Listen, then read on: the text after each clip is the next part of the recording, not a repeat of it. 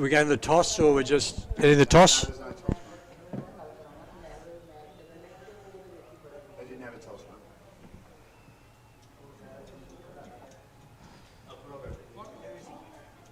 Sorry, you're dropping out.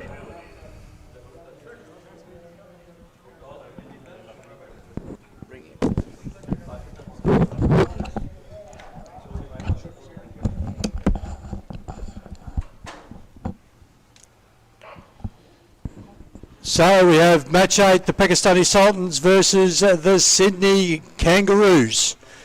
And it's going to be the Pakistani Sultans out there batting. The new team yet to play a game in this tournament. The Sydney Kangaroos, really looking forward to seeing them. They're going to make use of the wicket as a bowling team, first of all. And it's lovely to have Suhas in commentary with us. Pakistan coming off a big win against the Indian Tigers in their first game. And the Kangaroos, no doubt, Suhas, wanting to get off the mark straight away. Absolutely right. Oh, what a contest we've got on our hands yet again. Kangaroos are playing their first game, and Pakistani Sultans are playing the last of the league stage. Two teams with contrasting experience when it comes to this ground. So it's a very big welcome and warm welcome to our global audience. You're viewing the Aussie Cricket League, sponsored by Landmark Investments. Match 8. There's some interesting numbers out there. So Ash, just see one of the Kangaroos with number 333. Wonder if that's his top score.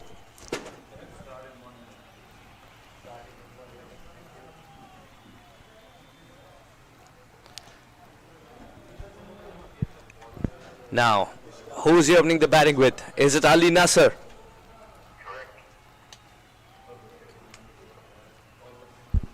Talvinder Prince, one of the most attacking batters. Interestingly played for the Indian Tigers in the last edition. Now the opening batter for Pakistani Sultans. He needs to come good. And if he starts to click at this stage, then it augurs well for Pakistani Sultans. Ali Nasser has started to click. The last game got a good start. Ali Nasser, a very promising. This youngster was a part of the under-19 ACL as well. For him to transform his game and be propelled to higher levels, so much so that he's playing the Aussie Cricket League 2023, tells you a thing or two about hard work, persistence, and basic skill as well. Nasir Jalil, the seasoned campaigner who loves to swing the ball. First ball. Just a bit of shape. Loves to swing the ball, all right. Wasn't that a lovely away swing? Got a fairly breezy day. It's got some nice conditions. It's been a beautiful day here down at Casey Fields in Melbourne. About 50 to 60 kilometres outside Melbourne, the south and east. Lovely part of the world. Marvellous. Well, that's what he's known for. One of the best outswingers in the game of cricket. Nasir Jalil. And it starts to swing so late. As a batter, you've already committed.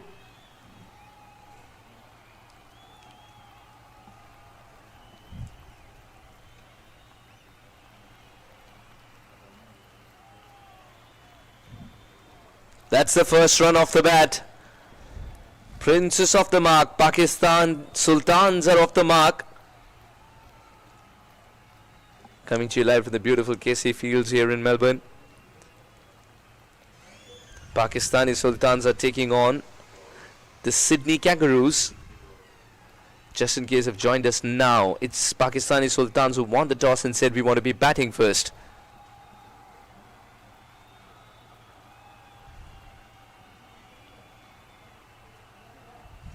Oh, that's a poor delivery and easy pickings for Ali Nasser. First boundary for Pakistani Sultans. Just seeing if this was a variation or whether it was just a stray down down leg. Does he bowl in swing? First time. I've never seen a Sarah bowl before, so I'm enjoying this. He looks like a very experienced player, Suhas. Indeed, and someone who loves the T20 format too, Nasir. Likes to absorb pressure.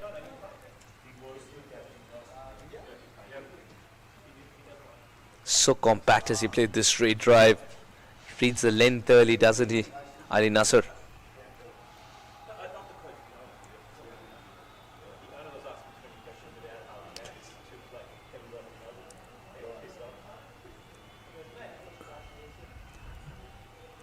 All smiles. The dugout. Again, a bit of swing, but for someone who's so good without swing, he needs to start from the middle stump so that it ends a round off. If he starts from the leg stump, then it becomes easy pickings for Nasser. So, end of the first over, and looks like we're working on a run of ball.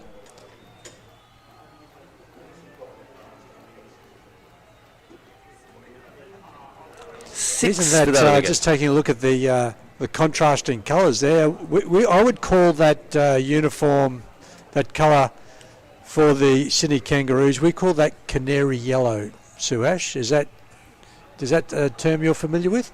Canary? Canary, like a I've bird. heard it before. Yeah, canary, like a canary bird. Yes. And that's a nice bright yellow. I like the way birds are used to refer colours, because in India they will call this parrot green. Yes. I heard that parrots come in all different colours here in Australia. Bowler number 89. Bowler number 89.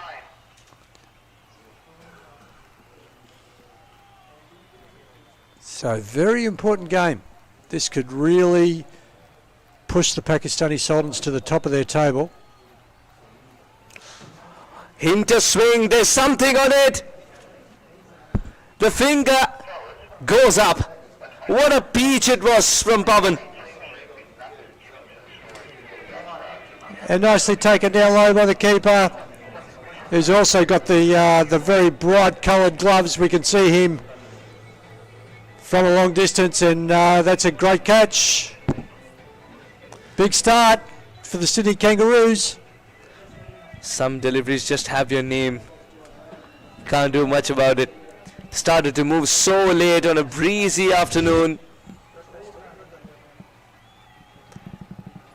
Just a little tickle, but that's all he needed. And it just held its line. Angled slightly in, held its line, and that's the perfect delivery to get an outside edge.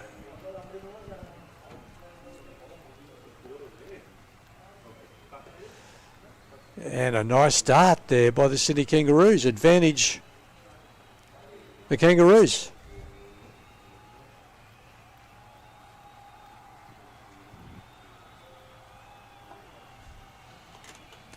Anthony Alleyne, someone who's yearning for a big innings.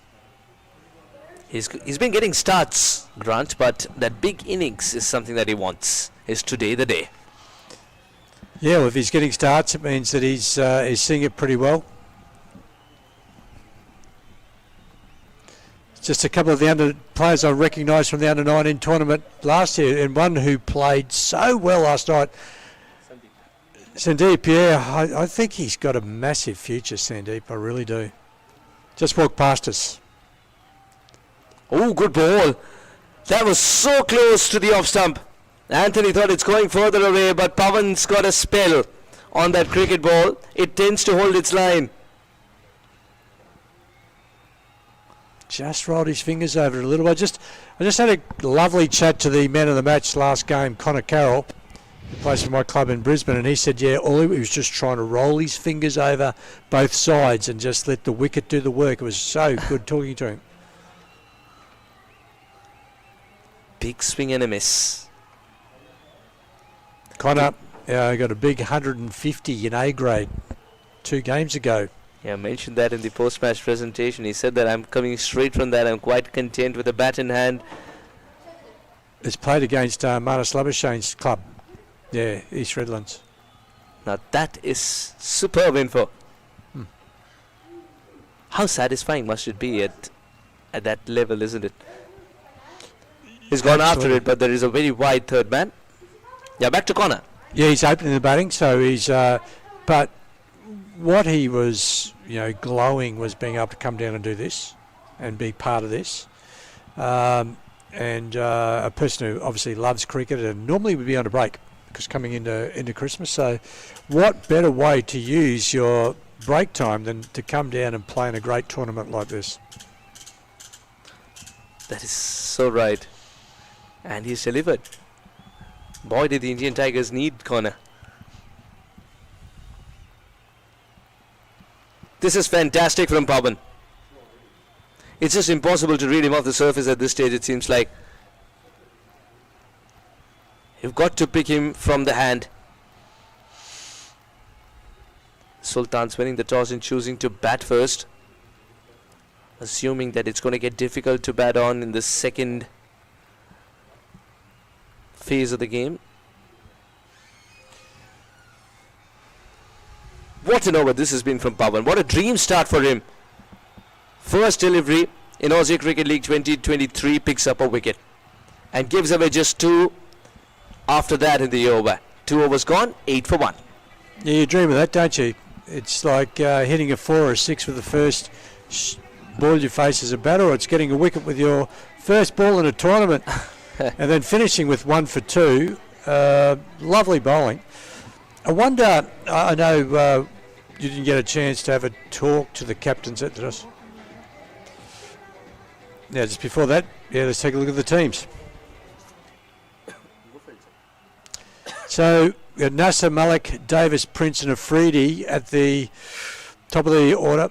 Aline, Maluk, man of the match, very, very good. Couple of big players. Yep. Of course, with Shakil Afridi, Adil Raja, Sohail Sadiq, the captain. Wants to start better.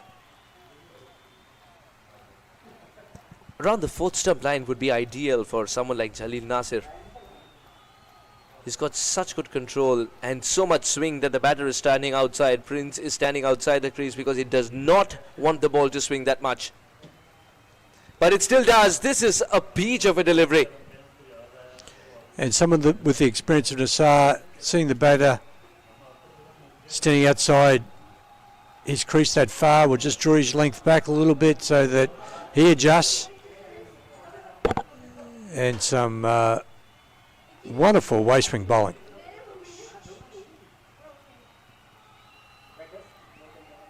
Puts bat to ball, wants that run, gets it. This is good running. I'm very impressed by the way the swing bowlers have started off, especially Pawan. Nasir is also getting there. Just trying to if we look at the flags over in the Aussie Cricket League flags there, you can see that they're shooting straight across the ground and really supporting Nasir's away swing. I'm going to say it's a southeasterly. Not being a local, I'm not too sure, but if the sun comes up here and it sets over there, that means that's the west. So it is a southeasterly, and it's just beautiful for his away swing to the right-hander.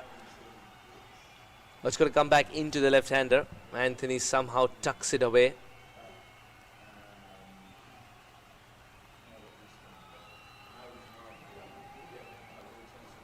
I love the colour of the wicket-keeper's gloves. Matches the uniform, bright green and yellow. And already taken a catch. 1 for 10, 2.4.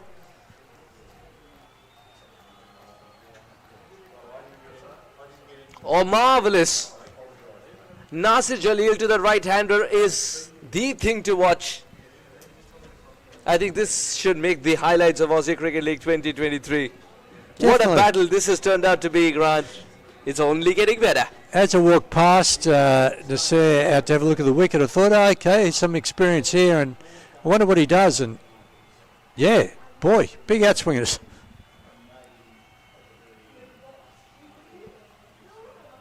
Poor delivery, swung back very late.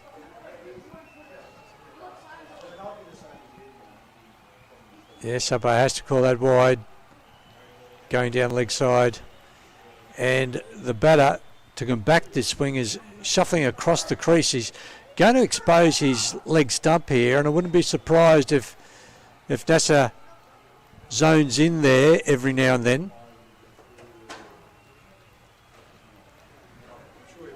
This is good field placement too. 3 overs gone. 11 for 1. Who's the keeper?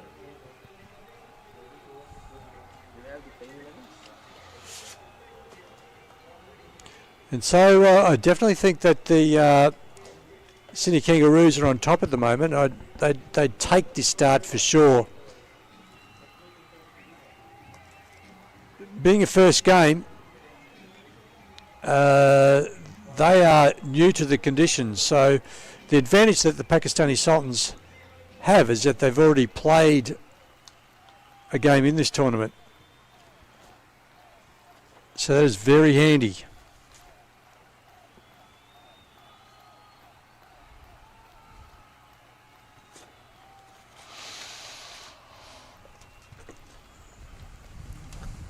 Extra bit of bounce. Pawan continues to trouble the batters. Anthony, it's hurt him, but he's not rubbing it. He's just let it be. He doesn't want to give away. Doesn't want to give away the fact that he's in pain to the opposition. Doesn't want to get the opposition to think that they're mentally ahead. Just a mental advantage, not given. Sorry. Good slower delivery. Anthony wanted to go for that hike. Oh, what a battle. I'll tell you what, the bowlers winning many a battle here at the Aussie Cricket League 2023 has restored the balance in our sport, especially when it comes to T20 cricket. I think it's done a world of good to cricket here in Australia.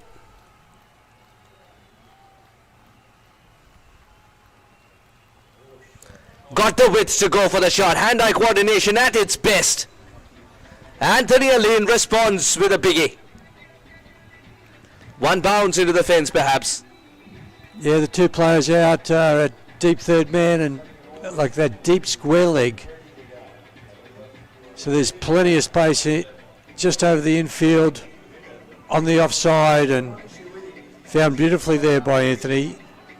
Pawan strays for the first time in his spell so far. Let's take a look at it.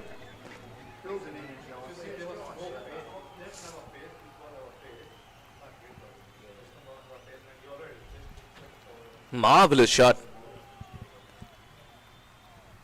And this is a good shot as well. We'll grant him 2 runs. He's scampering for the second. They'll settle for 1 there. Rightly so, because Prince was in trouble otherwise. Decided not to run the second. Anthony wanted the second.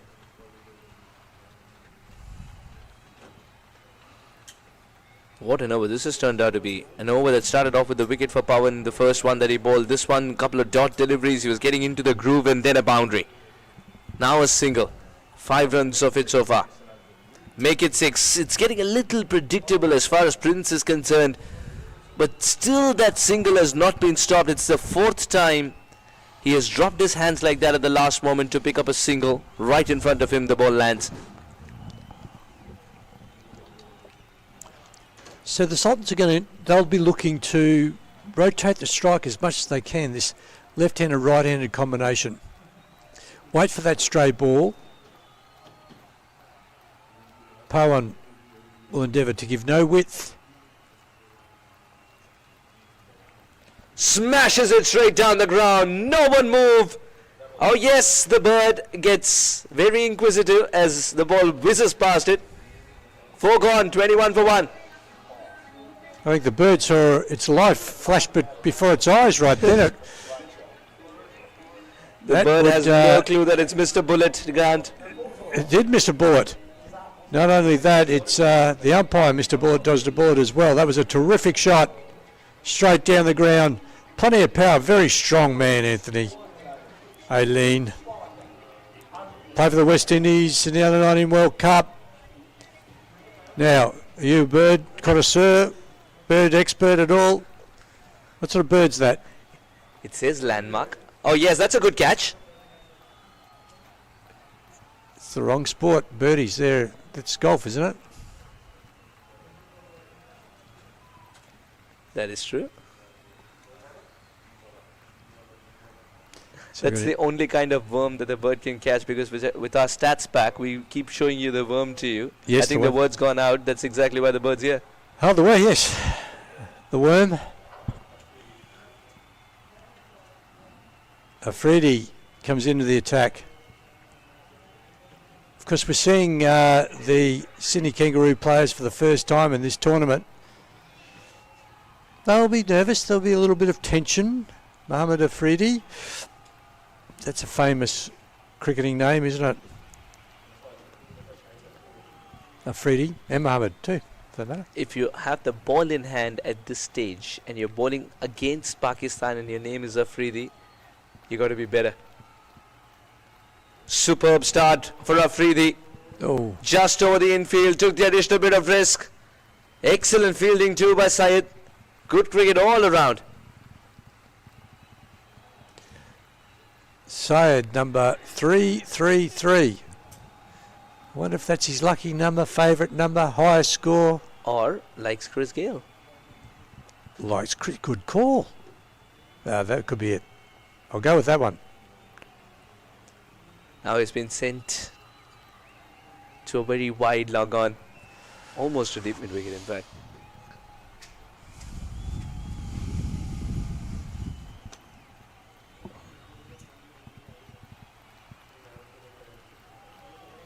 Can't pierce the infield. Good throw. Single still available. I think Afridi has started off well, because he's figured out that if he calls the keeper up, the ball will swing and the batter cannot use his feet. At least not without taking that additional risk of being stumped. This is good work by Afridi.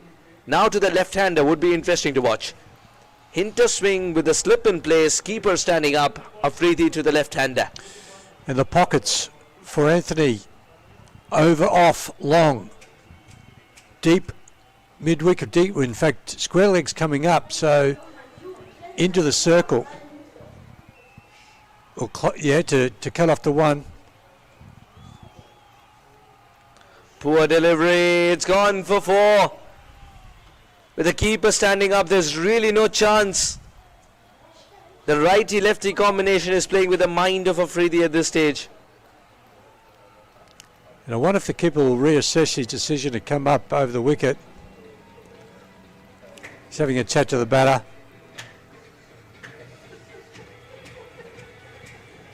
See if he's... No, I think he'll go back. And I think that's a wise decision.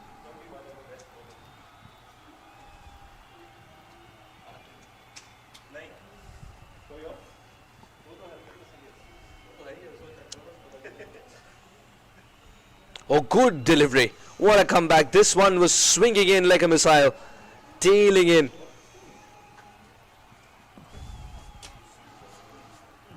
Well navigated by Anthony. There's plenty of space on this leg side. They've really exposed. There's no fielder between deep square leg and deep long on. Must be presenting an opportunity for Anthony. Or could it be part of a... Now he's going back. Now there is a deep backward square. Yep, deep and backward there square. is a man gully as well, just in case he cuts. This is an interesting field, but that's what Afridi brings to the table. Width this time to drive. Will get that single. Farhan with a one-handed collect and throw. So the ball required was full pitch off stump, and he delivered, bowling to his field. Freddie will come back over the wicket now to the right-hander.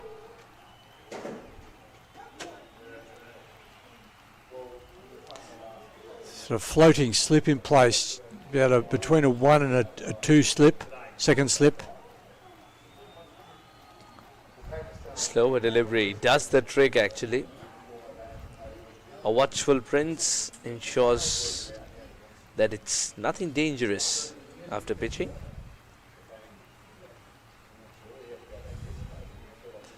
Prince was ready to give his partner some glove love and operate at the non-strikers end rather.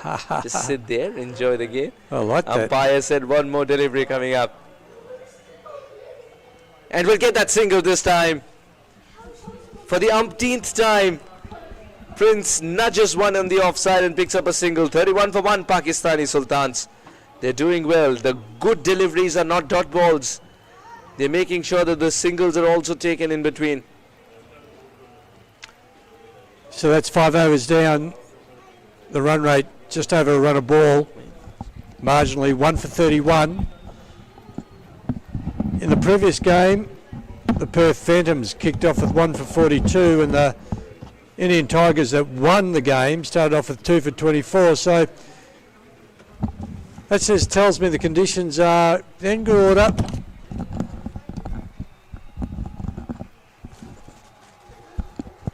As we welcome back Dan Lonigan. And Grant, a good start here by Pakistan. He's been the almost man, Anthony Elaine, 42 of 37. He looks all right again. And so does Prince, who dabs into the gully and doesn't score. Parwin have liked him, bowling his third over. Already today, India having a good win against the Perth Phantoms. Bit of a chat to Will Bazisto. They still remain optimistic they can make the semis with one more game to go. But they'll probably need a few results to go their way too. Oh, they will. We'll just they say will. that, yeah. And it'll be against this team, the Kangaroos. These 4 teams are this side of the draw. Now, is that getting breezy enough out there now that it's actually blown the bales off? Well, it's the other side of the ground where the breeze normally picks up.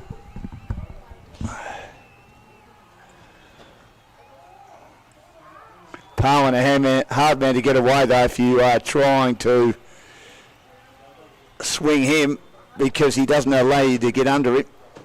Again, a swing and a miss, and it's 1 for 31 in the 6th over. And looking to build his dots. Dot, first 2 balls. Still plenty of room in the outfield with the 2 fielders out. Parwin in again. Prince on the move, hits it high and long as a fielder, as Grant said. He's on the edge of the circle at long on, and it pitches into the rope for 4. Again, I wondered whether he got enough of that. It went high, but the breeze ensured that it carried to the boundary. Telling to the bat, but got enough of it with the field up, but really limited the risk in that shot.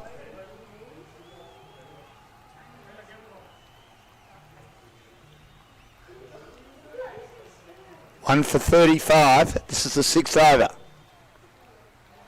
And now he hits this high again. Has he got enough of it? It might land safely. Certainly will clear the infield and will be collected just inside the boundary at deep mid-wicket. And they managed to come back for 3. It was in the air for that long. That allowed a 3rd run to be negotiated successfully by the Pakistan batters in Prince and Anthony Elaine.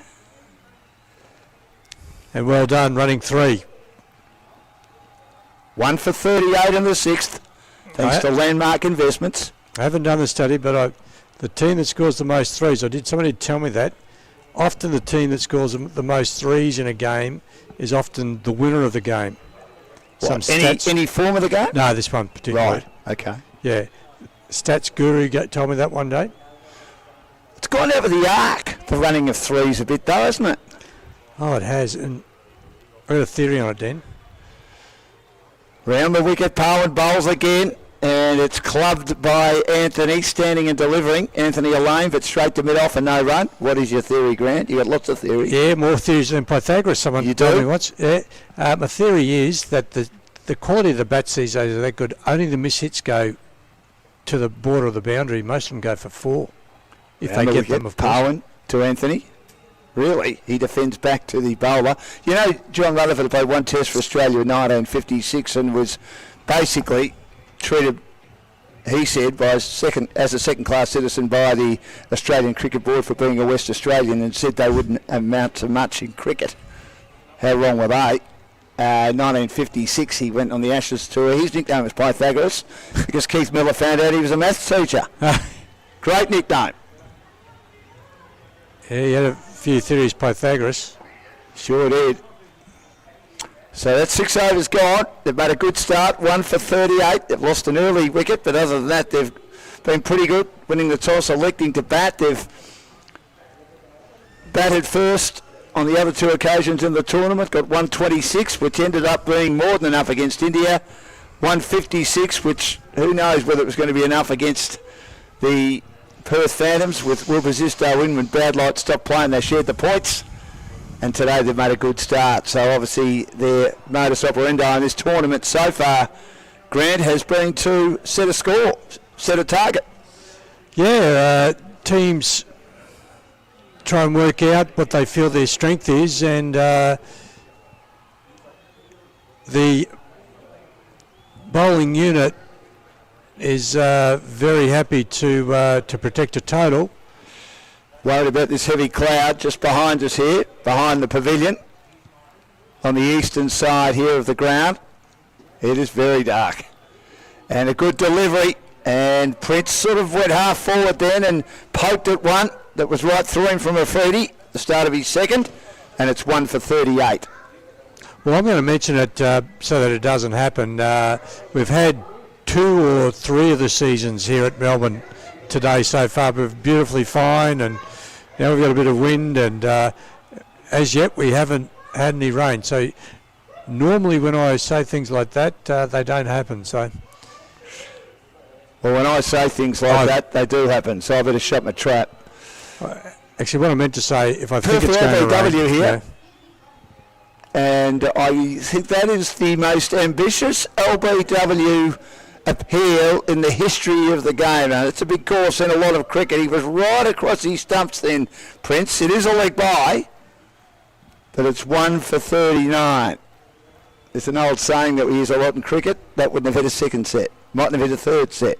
Mightn't have hit a fourth set. Is that wind southeasterly, Dan, as a local, do you know? Look at that flag there. So if it comes from this angle, I'm just trying to predict or suggest whether this black cloud's going to come and do any damage. My understanding is the rain in Melbourne comes from the west. When you're at the MCG and you see the big black clouds coming out of the top of the Ponsford stand, you think we are in diabolical trouble here.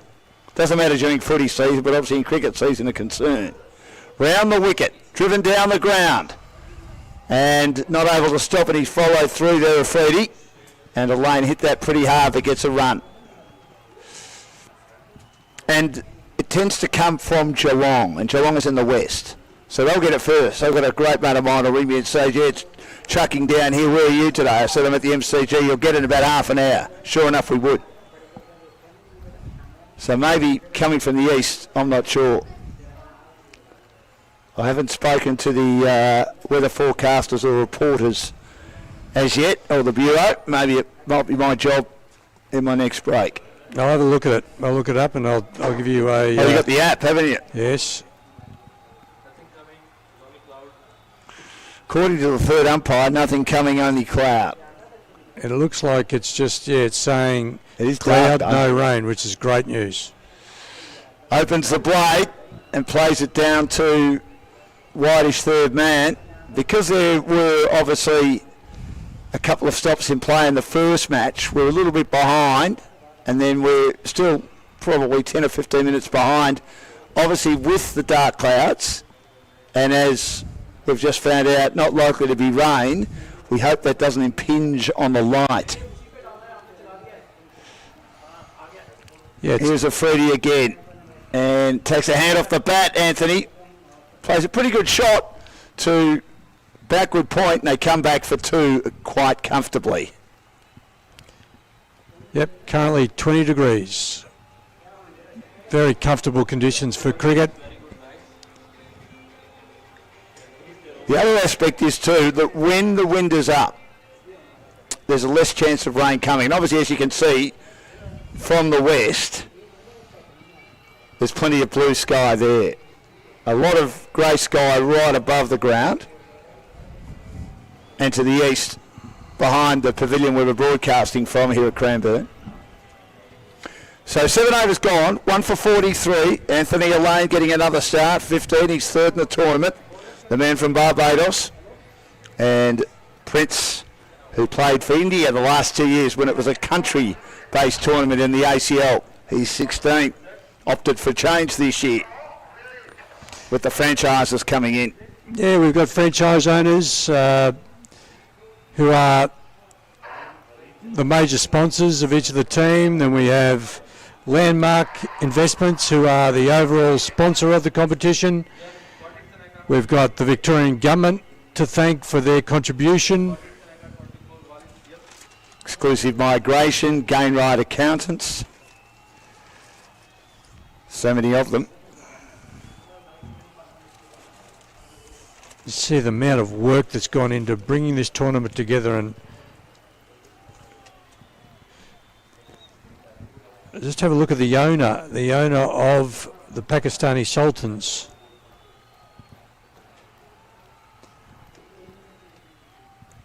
I think it's Rana Alawalawa. Yes. And the Sydney Kangaroos.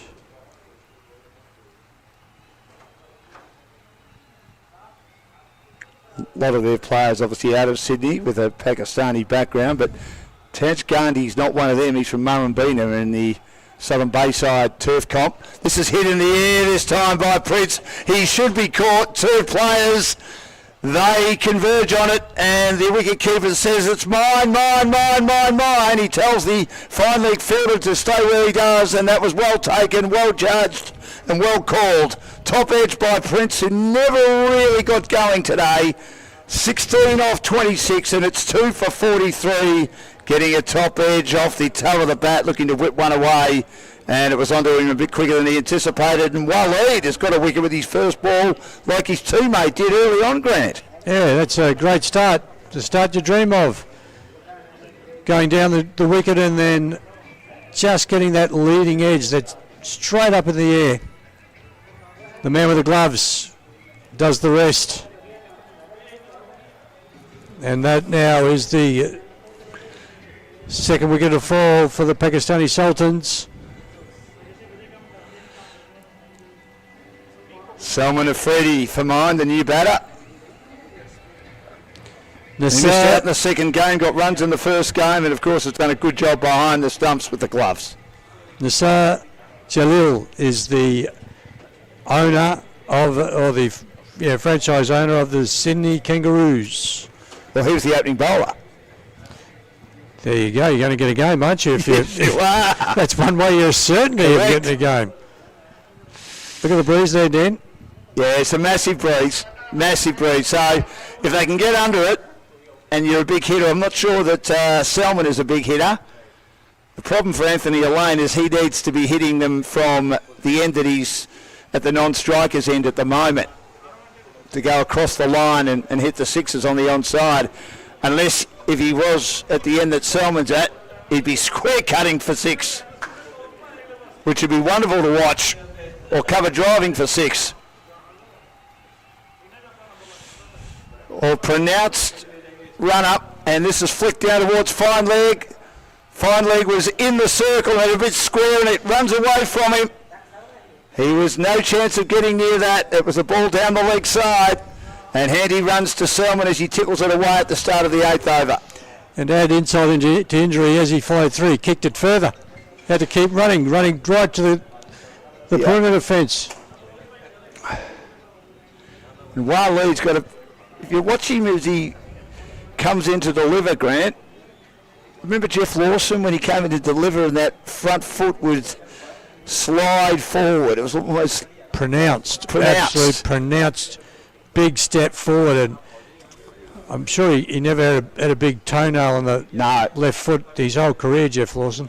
You watch Waleed, he's a bit like that himself too. This is flicked down the leg side, it's brilliantly taken. It's not flicked down the leg side, there was no touch, it's a wide. Thought when I say flicked, it might have come off the shirt. Certainly wasn't a catch. And it's 2 for 48 in the 8th over. And we're having a bit of a bail issue down this end. They are. I think you'd take them off, don't you? Because it just delays the play again. Let's see if he can See, if you look at the keep them in south, place. not the weather, as we said, generally comes from the south. There's lots of blue sky hovering over the Melbourne City venue Yep, he's at the taking them southern off. end here. Bars are off, Dan. Yeah, So they come off both ends, not just one no, end, of course. that's fair enough too. Well, have they come off? Yep. Haven't- Bars have been removed and they're in the pocket. Yeah, fair enough too. Dabbing into the offside, Selman won't score. Waleed with an early wicket in this over of Prince. It's 2 for 48 in the 8th over.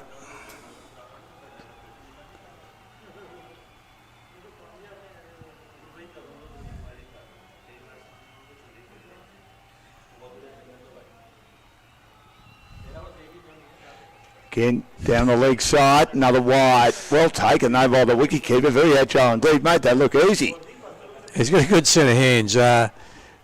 He could quite possibly take an extra sort of side step across and forget about the dive. Not that he had to dive that time, but very good glove work. Like picking cherries off a tree, the way he just plucked that. 2 for 49 in the 8th. And now he's beaten outside the off stump as he leans forward. And a good delivery, some away shape. Pretty good over. Bar a couple of wides from Big Waleed. He's a big man. Lovely line and length being bowled by Waleed.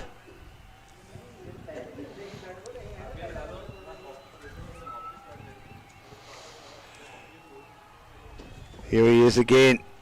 And it's pushed into the offside. Now, you know who Waleed's action also reminds me a bit of? With that hulking run up to the wicket. Yeah, let me have a go. Yeah, Joe Angel. Joe Angel's one. I wasn't thinking specifically Okay, of give him. me a state. No, it's not Australian. It's another country. Okay. West Indies. Oh, yeah, now leave it with me. Now, I was thinking Wes Hall. You're thinking, just give me a ball or two and I'll get this. Patrick Patterson. You are unbelievable. Patrick Patterson. Unbelievable. Although No, you probably thought of about it. 30k slow with the greatest respect to Waleed. Patrick Patterson was quick. They reckon he was, of all those bowlers, I mean, they were a magnificent bowling lineup. It's stepped away into the offside and it's 2 for 50 after 8 overs. They reckon he was the quickest. I mean, Really? Marshall had swing and pace. Garner was tall and was pretty quick. We know Ambrose was tall and quick. Awkward bowler Colin Croft, but Patrick Patterson, they just said, was just all pace. He had 3 overs to bowl at the end of a day's play Yep. at the Gabba one day on a bit of a green top, and he's bowling to Trevor Barsby, and he decided to come around the wicket and jam Trevor Barsby up here. Oh, it was terrible. That was Trevor at the end of the day. Oh, I felt so... excuse the expression, but I thought sad to Richard hear that. Austin, who played Sad to hear Richard that. Austin, who played a few tests in the 70s, and David Murray, unfortunately, has had a checkered life after his cricket career. He was a long time backup keeper to Derek Murray. Yep. Javeed, a hop, skip and a jump as he's into the attack, and this is noodle down to fine leg. It's cut off for just one. Because the shame of it all is that they missed the big money, didn't they? Like, did I see Mitchell Stark go for 4.2 million in the IPL last night? That's a lot of money, isn't it? 4.2. they're buying a new house. 4.4 or something. And They then, could nearly pay change for that house. Pay for that house plus change. I know they're already living on the north shore of Sydney, so it's Or a on the harbour. very nice spot. Do you think? Magnificent. Housing prices in Sydney are astronomical. Ask my brother. This is sort of patted away, and the keeper had trouble controlling that, or attempted to be patted away. But he has got some bat on that. Did that bounce off the wicketkeeper's helmet? I wouldn't mind seeing that again. He was looking to sort of knock that away, a lane, playing it sort of wide of the off stump, a little bit more bounce than anticipated on it. Javeed with this interesting action And this is paddled around the corner cleverly, beating short square, fine leg. There's a misfield, deep backwards square, but they managed to avoid it being a boundary, but they still get a second run. 2 for 54, Selman, adding to his total. He's 8, Anthony 16 off 17.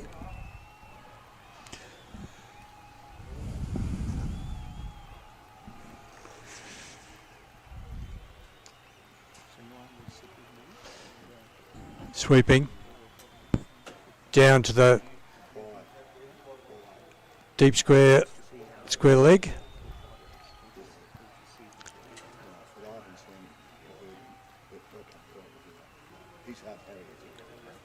Javid, the bowler, none for 5 of his 4 balls.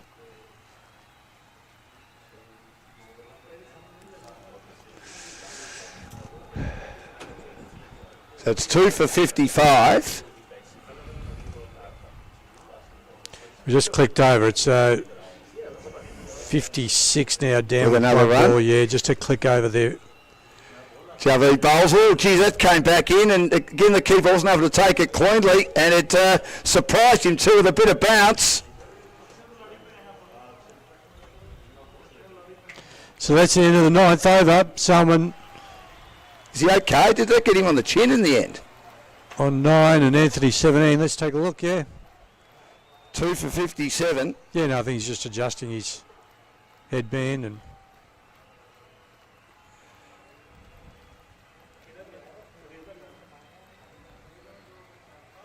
so we're very close to the halfway mark. Double that, it's only 114. So obviously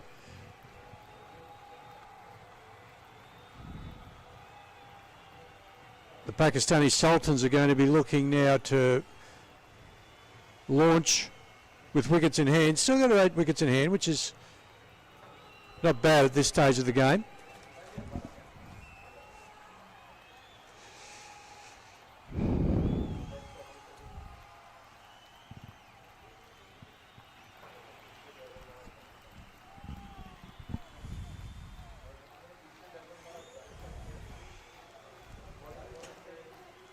Well, here's Waleed for his second over.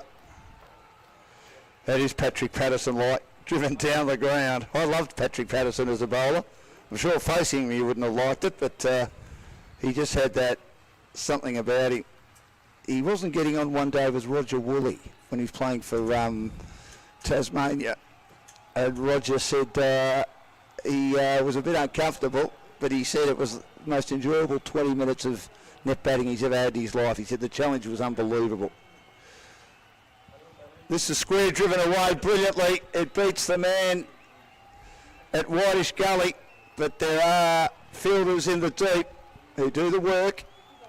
One at squarish third man. He cut that nicely. It was a little bit wide, that delivery. And Anthony Elaine moves to 19. It's 2 for 60 in the 10th over, thanks to Landmark Investments. So the protection in the outfield, beyond the circle, deep mid-wicket, deep long on, deep third man and a cover sweeper. This is square driven again. Good fielding once more to ensure it doesn't go to the boundary. Just a bit wide, those 2 deliveries from Waleed, and feeding one of the favourite shots behind the wicket on the offside of the left-handed Barbadian Anthony Elaine, who for the 3rd time in the tournament's got past 20. Grant, 3 consecutive innings. Yeah, he's having a good tournament so far. He would like to take this form into the 3rd game for sure, but let's get through this one first. See if they can post a score, a 140 plus score.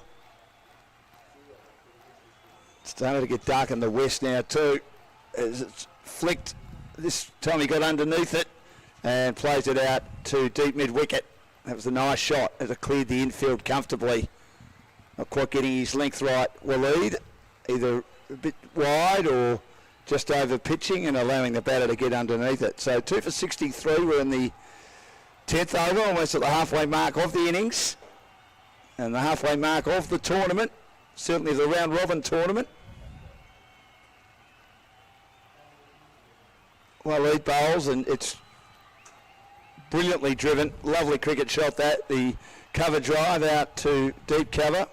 Always usually the first place you protect in the limited overs versions of the game, and even probably in Test cricket, you always seem to, and the longer forms, Grant, you always put a fielder out in the deep cover, don't you? Well, for England, you do. England, you certainly do. I remember in one of the first one days many years ago, Mike Brearley plugged the whole field before the field restrictions. Remember when Johnny came in? Bairstow, before we had the fielding restrictions in the one day, they put every fielder on the boundary. Johnny Bairstow, the keeper, went back. Correct. Yeah. Well, that was the way England operated, though. No, it wasn't Johnny, was it? What's his dad's name?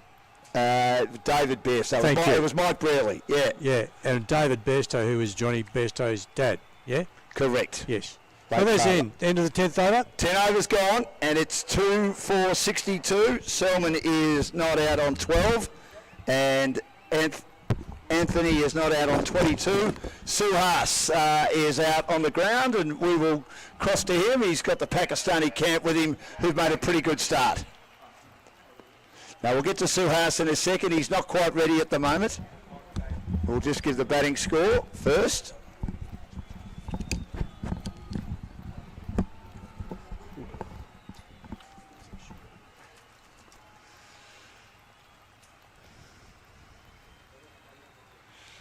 So having a look at how they're going so far, they've had one over of 11, another over of 11, couple around the 6, and one at 7.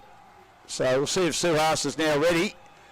As there's appeal for an LBW just before we go there. Attempted sweep, not out. Here's Suhas.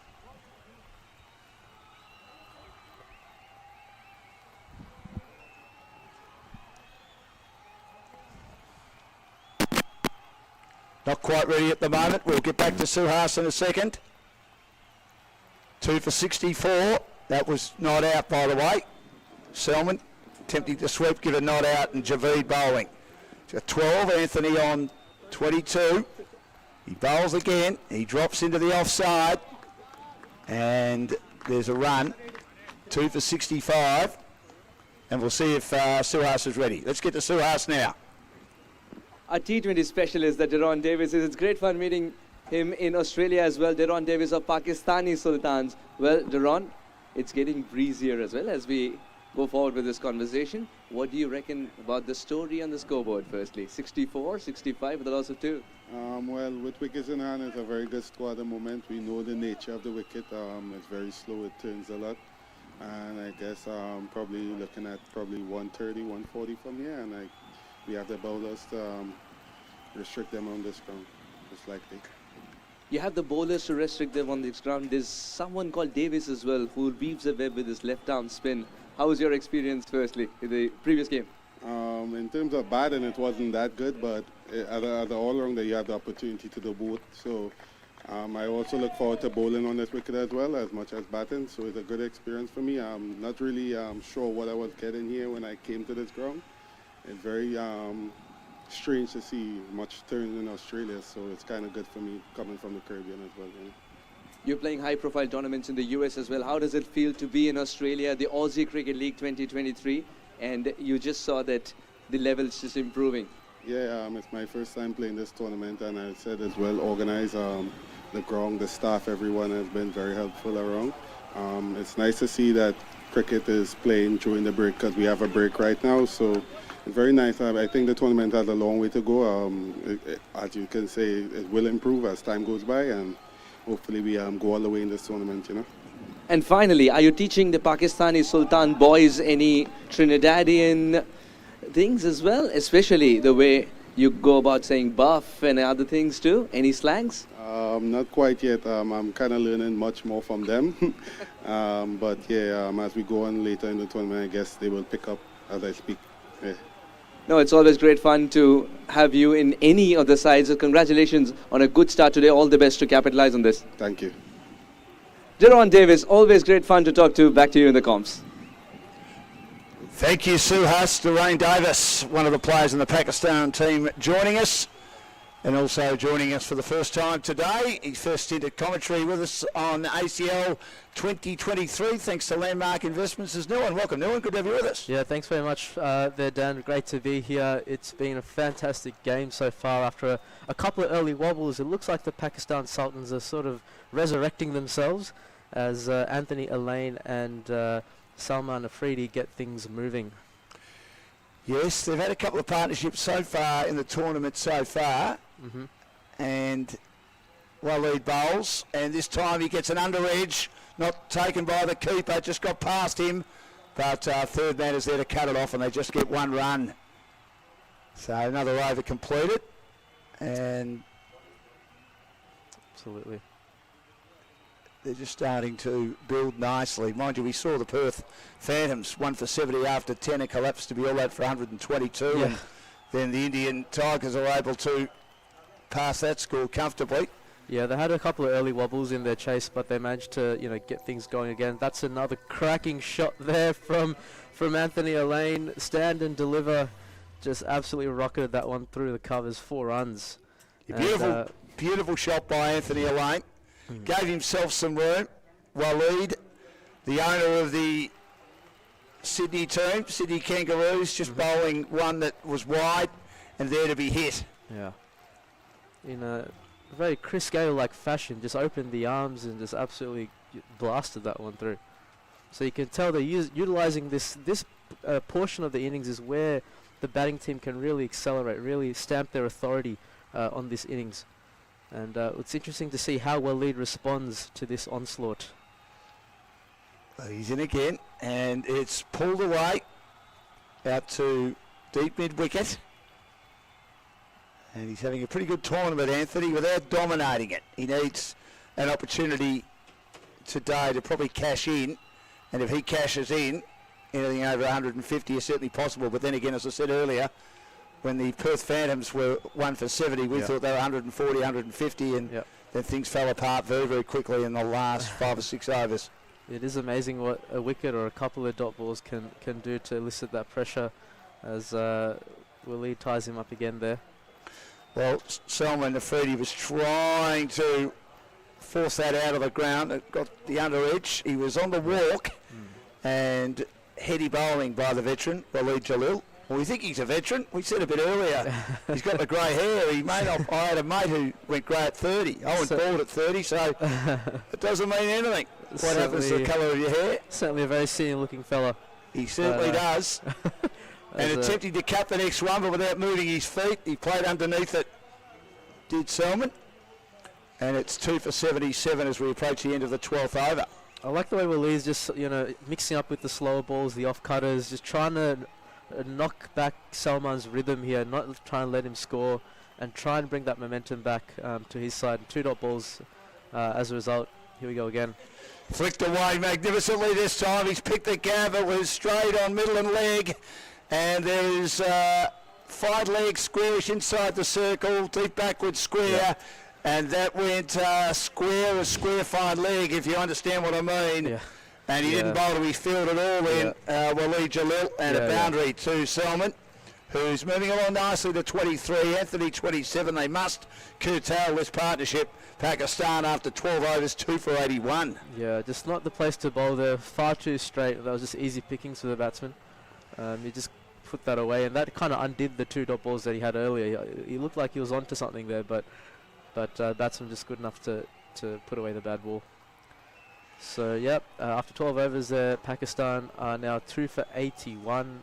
The run rate is creeping up ever so slowly.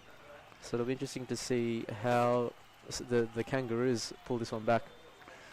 Well, they'd want to be getting 150 from here while these two are going, but you always talk about being able to get the dot balls going, but the best way of bringing your team back is to take wickets, and that's what they need here. Oh, absolutely. And here he is. I know him well. He's been a star of this tournament over the last couple of years, playing for India when it's been a country-based tournament. Tej Gandhi, I think he won player of the match every single time in the first year. And then last year he didn't bat a lot. He was mainly a bowler and did a pretty good job superstar. in regard to restricting the opposition, and now he's plying his trade for Murrumbina in the Southern Bayside cricket competition. They're on top in the second division, if you like, or Division 1 behind the Premier Division of the turf competition Yeah, wow. in the southern suburbs of Melbourne, or the Bayside suburbs of Melbourne, and playing for Murrumbina, and he's having a great year. So we'll see if he can put the brakes on. He gives it air, not with that delivery. That is slammed away a full toss. And between long off and long on, it is clubbed to the boundary for 4 by Anthony Elaine. Yeah, you don't want to bowl there to Anthony Elaine, a nice juicy full toss, and his eyes lit up when he saw that delivery. You can see he just hit that with glee and just been muscled away. One bounce into the rope. He needs to start a little better than that, Tej. He was hard to get away last year, impossible to get away the year before, and he made some very handy runs, always at the end of the innings. Was generally not out. This is in the air, that's a slow one. He should be caught, Elaine. He's tugged it, he's given away another start. He's been caught at mid-wicket. This is why this guy's a very heady and handy cricketer, Tej Gandhi.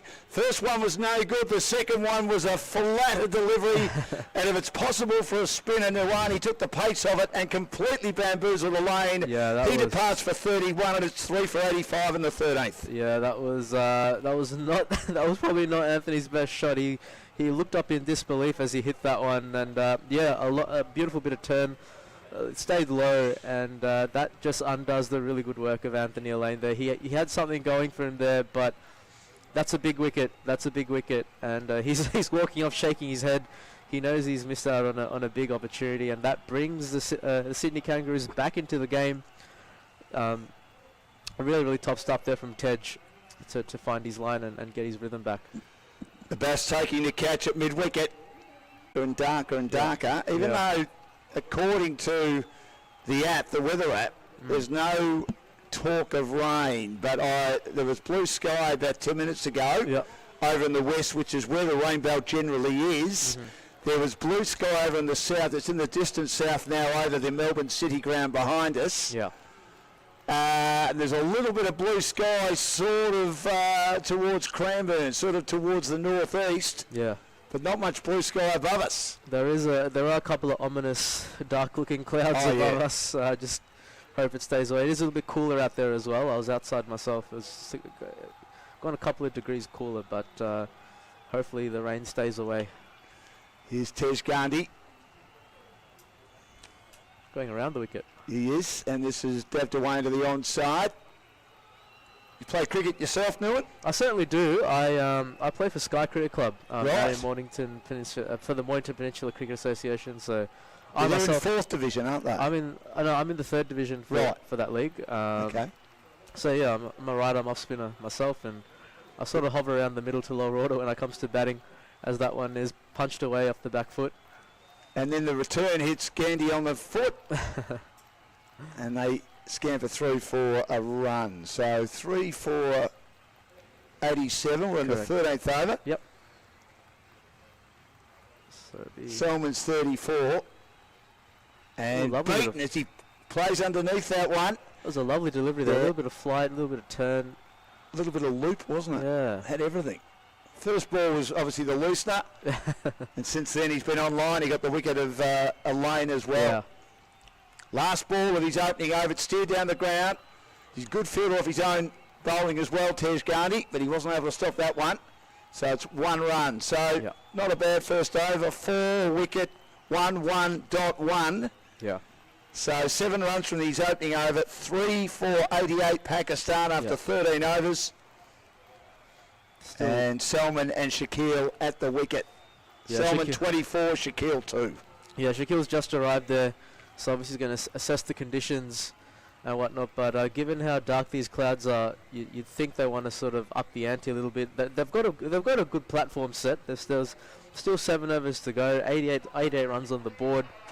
You know, if they sort of bat sensibly and just sort of milk that run rate around a bit, you're looking at 150, like you said, Dan. It's still definitely doable. Wickets in the shed, so it'll be interesting to see how Sydney can keep applying this pressure. Looks like Tej is now coming for his different ball. Well, Tej, of course, is, I think, one of the keys here. Yeah. With his ability to bowl tightly and vary his flight and just make it hard for the opposition to score. So we've got the 14th over coming up, and Selman, a lot resting on his shoulders. Shaquille, though, facing at the moment. Shaquille Afridi. It's a very Correct. famous name. Yeah, Afridi. well, it is. It's pulled away. It's a short delivery, dragged down the leg side, and they managed to come back for 2. That was a great piece of fielding there. He timed that well, but a good bit of protection out in the deep. Farhan in for his first over. Oh, did he get an edge on that? Well, the keeper couldn't take it. A little tickle there. It's running Yeah, away. I think so. And it's collected just inside the boundary. And a round arm throw. And I reckon they've come back comfortably for 3. Yeah, good piece of running there. You can see the hustle is on from Pakistan. They can sense the moment. They know this is the time to really capitalise and get those quick runs. I don't think Farhan would be too disappointed with that. A little bit of bounce on that delivery, and he tickled it just past the wicket keeper. He's done some good things, but wasn't able to get across there to snaffle that one. That one, yeah. Right, Farhan, what does he do next now? Allows it to slide off the bat here, Selman. And it's a good return. There's appeal for a run out. They're going for the third umpire to have a look. Well, they're gonna say it's Magnificent upstairs. piece of fielding. Well, And we'll see if Shaquille got home. Well, they send this up this one upstairs, and here we go. He takes off. Throw comes in. Oh, here we go. Oh, Did he take it cleanly? And probably another did the angle. I bails reckon. come off? Hang on. Can we get the other angle? The opposite side. So there he's broken the stumps. You can see even from that blurry vision, the bat is not quite at the crease there. You need to see a run out. You need to see a run out. He's out. He's been out. Been given out Shaquille. Yeah, there it is. Didn't make his ground. There it is. That is a huge breakthrough for the Kangaroos. And now suddenly the momentum shifts in their direction. 2 quick wickets in the last 3 overs, and suddenly things are looking a bit shaky. Shaquille Afridi shaking his head as well. He probably thought, was there a run, was there not a run? But, Oh, that's right. That's the no bails. Grant said he's right. No bails. That's why I looked and thought all the Yeah. bails must be back on, but no, the bails are not on. So, but there it is. yeah, fair enough. he did hit the stumps, and it's certainly out. There it is. Well, there you have it. 93 for 4 now. 93 for 4, the Pakistan Sultans. Their momentum is being halted by these sudden quick wickets. So it'll be interesting to see what the next man does. Testing times. It's often in a T20 game, it's at 11 to 14 over mark where, you know, you can really stamp your authority. If you're a bowler and you get those quick wickets, you can derail the rest of the run scoring. If you're a batter and you get off to a bit of a flyer in that portion of the game, you can really capitalise later on. So here's a new batsman now. So this is Salman on strike and push Cuts up to away. backward. Yep. Out to deep cover, and they get another run. This is really good stuff here from the Sydney Kangaroos, because at one point it seemed like Pakistan were about to launch, and they've just halted that a little bit, taking the momentum back their way, slowing down the pace, getting the spinners on. Here comes Farhan. 4 for 94, and Beautiful. a top ball as he pushes forward. He lands it on the spot. Beautiful Gave it a delivery bit of there. air. Yeah, good delivery. Yep. All right, you can see Farhan's got his confidence up a little bit more now. Oh, And he's on the move again, but a great piece of bowling by Farhan as he again just gave it some loop, and he pushed it through. Yeah.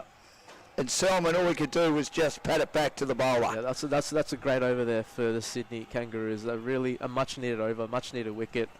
Only 6 runs off, and now there's 6 overs to go. So this is the do or die situation if you're a Pakistan Sultans fan. Can Salman and Malik take their side home? Can they get that 150 mark? And can they get it done before the rain comes, Dan? Well, they put the lights on now. Yeah. Still think those clouds are pretty high, Yeah. but it has got reasonably dark. And here's Tez Gandhi, who got a wicket in his last over. We know what a good bowler he is. And again, it Big kept a turn. bit low. He had to reach for that one, but he played it okay, Malik. Through the covers for one. And it is 4 for 95. We're in the 15th over. He Good to really have does Newman get with us today. He really does get some nice purchase off this surface. Gets a good bit of turn, probably more than the other ball, I reckon. Look at that again. Yeah, absolutely. Yeah. But that was a nice shot by Selman. He waited for that. He waited for the turn, and he adjusted nicely. It'll be stopped just inside the boundary, out of deep cover. Yeah, great piece of fielding there. It was timed well, and he sort of bisected the fieldsman there. But you can sense the urgency from the Sydney Kangaroos. Here comes Tej again around the wicket to the right-hander. Gives it air, it's swung away through the onside. We know there's a lot of protection out there, but not on this occasion. Goes to the boundary for 4. A little bit more expensive than usual, Tej Ghani. That was Only in his second over, his figures are 1 for 14.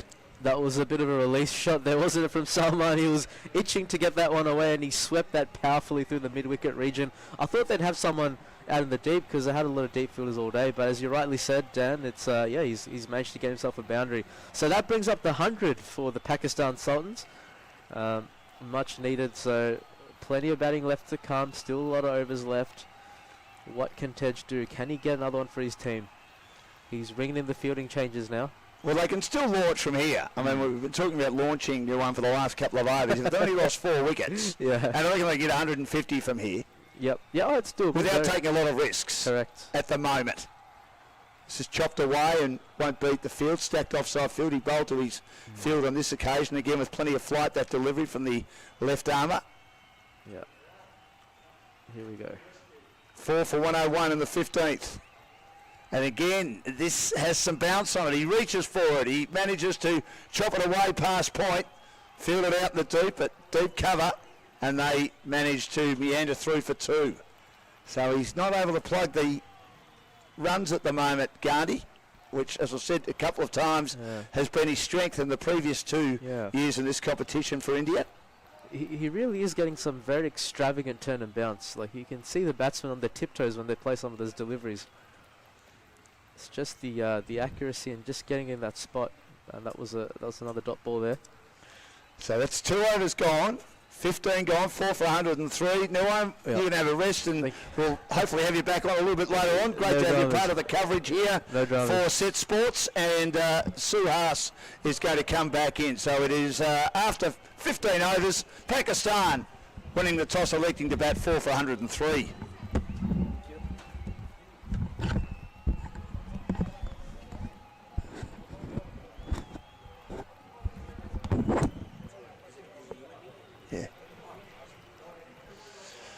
So,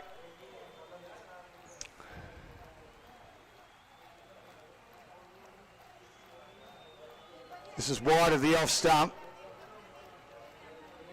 Far hand. He allowed that one to pass. Malik. Dropping it down along the onside. There's no run. The great man's having a feed, so we'll get to him in just a second. He looks like he's hungry. He is inhaling that like there is no tomorrow, like my son would inhale a pizza. This is beaten outside the off stump. It kept very, very low. He came across his stumps then to play that shot, Malik, and it is now 4 for 103 in the 16th over.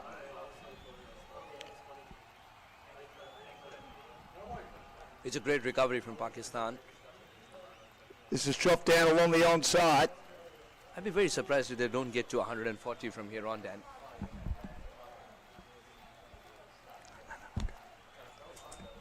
Four dot balls. And Brilliant. again, he came across his stumps. What he's doing is he's bowling directly outside off stump, because we're seeing Malik come across his stumps, and on that occasion all we can do is just drop it away. This is magnificent bowling. This could be a maiden over. Golden, the 16th, hit on the pad. That's got to be close. Or was it because he's on off stump line? I've got a feeling they might take this upstairs, and why not? Let's have a look. Now, is this a maiden or a wicket maiden? That's the only question. Outstanding over. He did come across his stumps. I wonder whether the pitch is outside off. Suhas? It definitely pitched outside. Yeah, you're right. Bowling an off-stump line because that's where, as we said, Malik was batting. So 16 gone. Grant's going to come in, and it is 4 for 103. Malik 2 and Selman 32, thanks to Landmark Investments. We see a bit more blue sky coming from the east. And we'll be back with Grant and Suhas in just a second.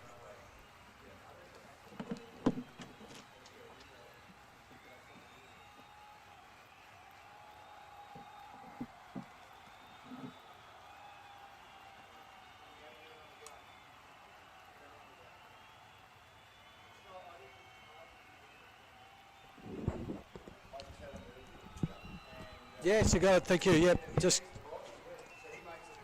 look at this. Bringing it home now. The last 4 overs.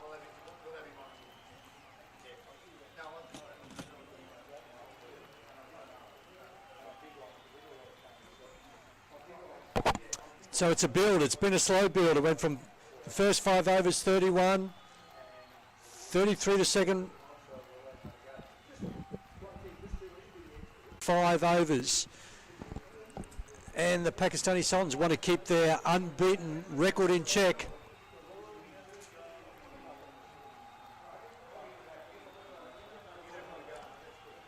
So if they get 40 in this remaining 5 overs, that does take them that 140, 150 mark, Suhas. And they'll be mighty pleased with that. Sure.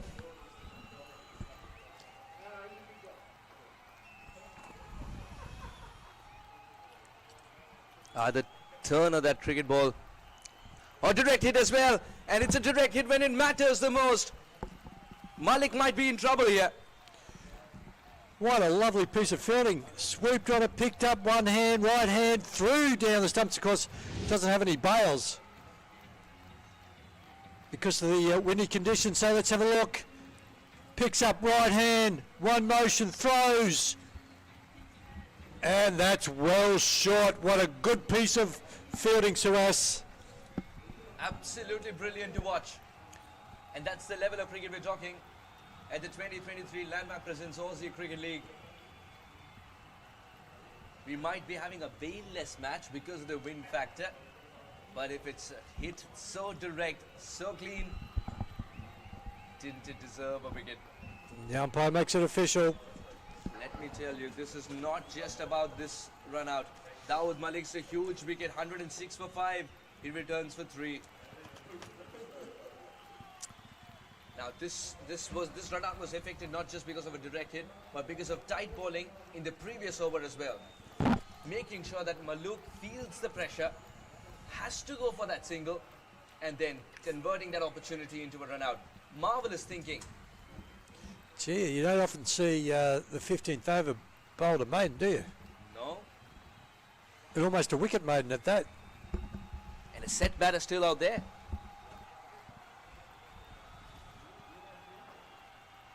Tucked around square.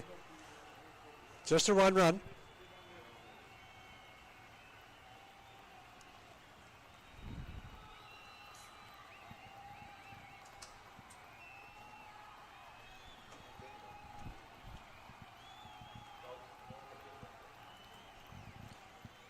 Taking a middle guard by the look of this, Davis. Tej Gandhi is one of Dan's favourites, I tell you. Okay. And there's a reason why. He's made a good habit of picking up the player of the match trophies.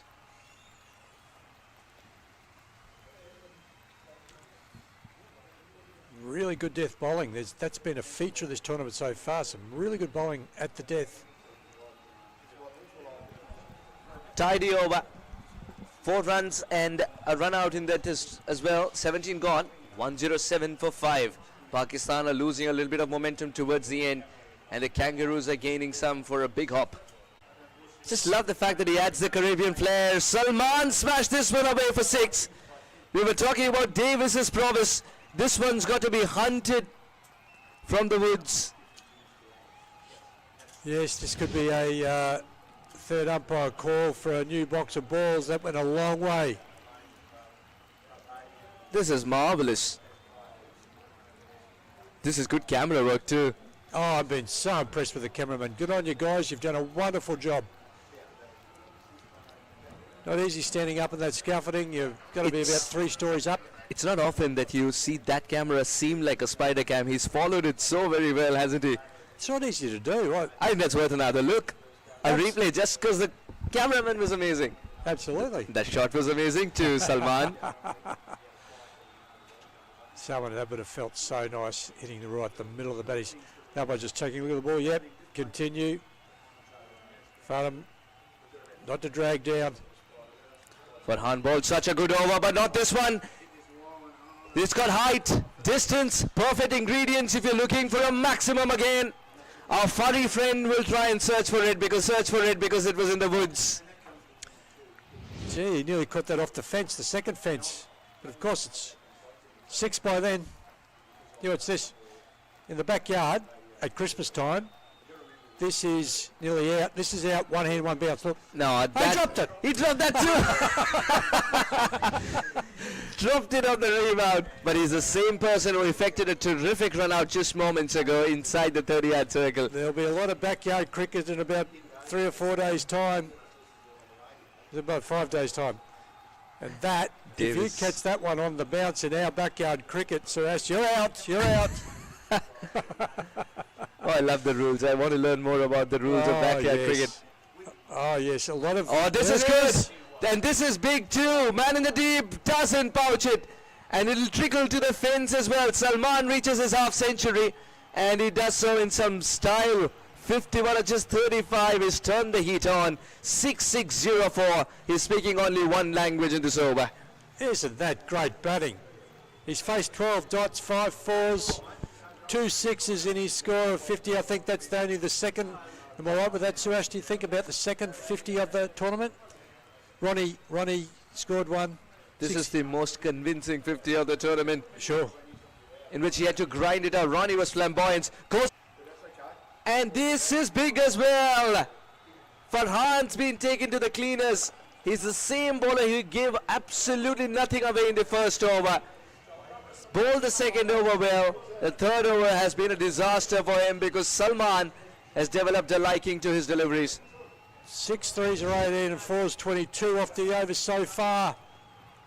Boy, oh boys, he's not a very big man, but doesn't he pack a punch when he hits a big 6?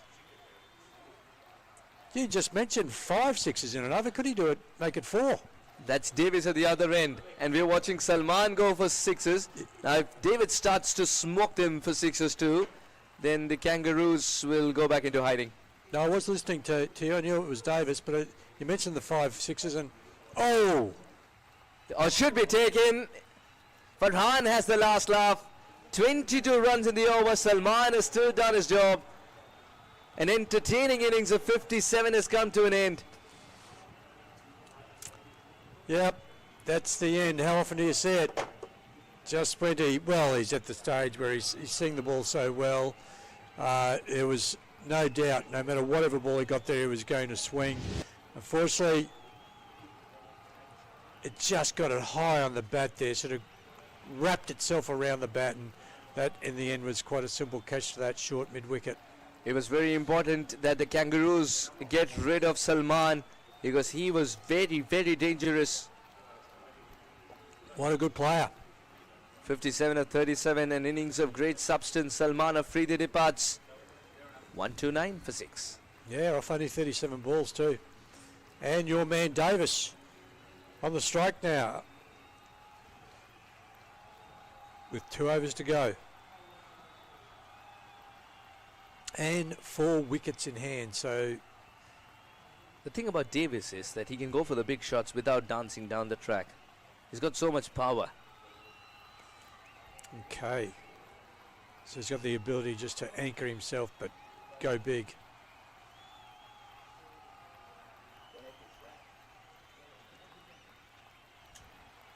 These black gloves, they're new. I haven't seen them recently. And he had lost them just a couple of days ago. He had lost them and went searching for it. Oh, really? Probably found it in the lost and found department of Casey Fields. I remember people had shot out a message on their groups as well, in case you find this is how it looks. In case you find it, give it to them. But in case you're from the Kangaroos, then don't give it to him.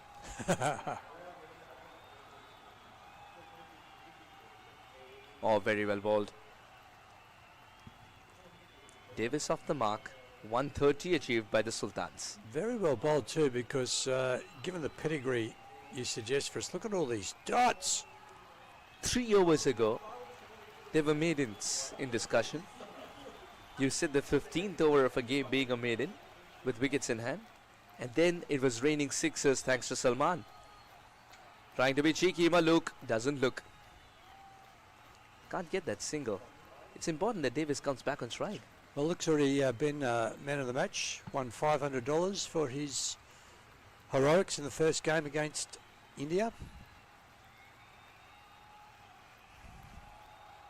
Oh, that's a good ball. He came wide of the crease but didn't bowl a wide. Maluk's confused. He's tasted his own medicine.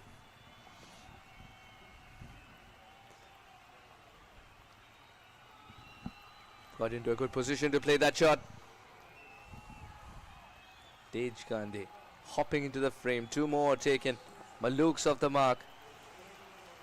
Enough pressure on the field for a little misfield, which made certain of 2 runs. Maluk's got to find the boundary at this stage. Otherwise, will not justify coming back for the second run, because Davis can take on the off spinner. And the sweeper comes round.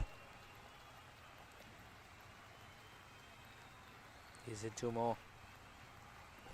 I guess we'll never know. Davis versus the off spinner would have been a great contest to watch.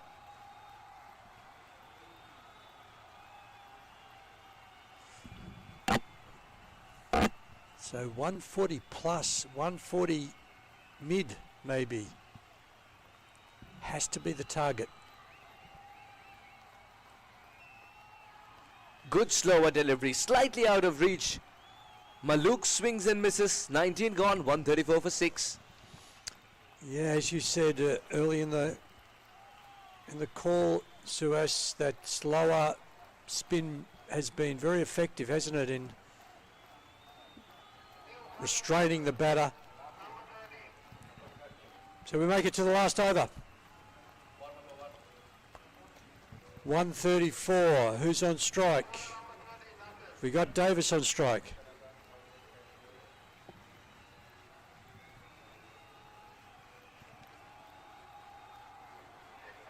We've got, and the opening bowler, Nasir, comes back into the attack. He's got none for 5 off his 2 and will only complete 3 overs. So that was an interesting call. Let's have a look at the bowling there, the wicket takers. Pawan, Walid, Tay and Farnham. Farham. The 4 of the bowlers have been wicket takers, and one of them who deserves a wicket is Javed, not just because of the way he bowled, but that run out that he effected. Definitely. It's a very relaxed deck out, and the reason is they've reached 134 on a track that they believe is enough. But at one stage it looked more than that. It's a good comeback by the men in yellow. Nasir with the last ball. Last over starts with 4. Davis is yet to hit a run in front of the wicket.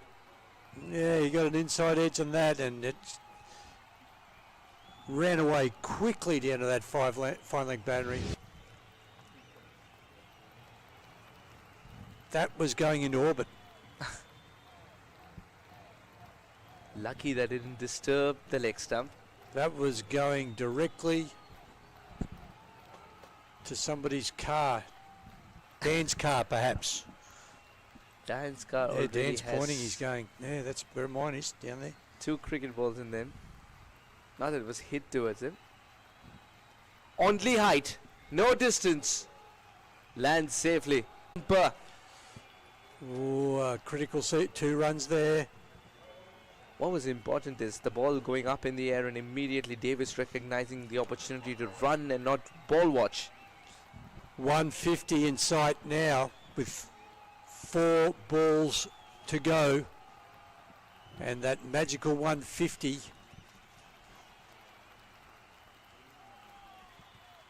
.150 has been a fight, remember. Yes. And 140 cannot be enough sometimes. We get to see how the Kangaroos bat in this tournament.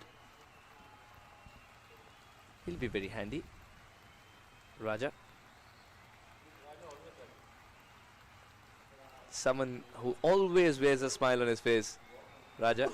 And as Dan said, someone who loves to call you a gangster. Now Nasir with the old ball.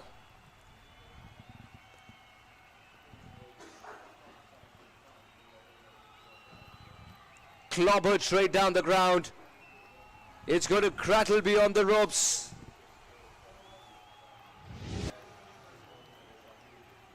And this is set up and made for Davis, isn't it? The way you described him, big man, big strong hitter. The 150, I'm actually going to predict now 150 plus.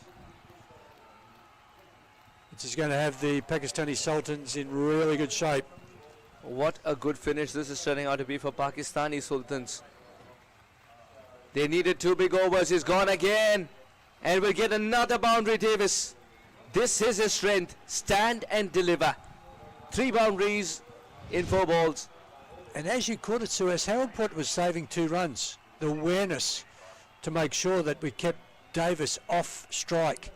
And you know what is creeping into this game? It's actually the batting side taking ones instead of twos if they like a particular matchup, and keeping the stronger player on strike. And this is turning out to be an extremely good over and a big finish for the Sultans. Seneca has suggested, Nasir, that he needs to stay away from the certain spots on the wicket that qualify as danger area. And Nasir, who's already irritated by Davis's batting, has nodded. That's interesting. The last 20 balls, we've had 43 runs, 2 wickets, 4 fours and 3 sixes in a very eventful last 20 balls. First it was Salman, now Davis. Pakistani Sultans getting a dream finish. Just 2 away from the psychological 150.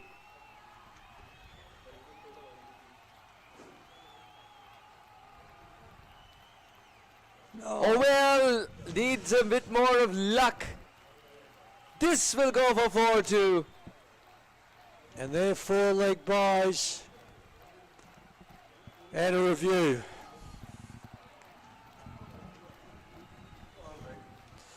So we're going to review it.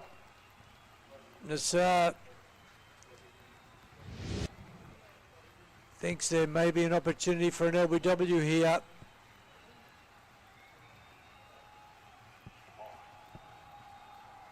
Just get a feeling height would be a factor.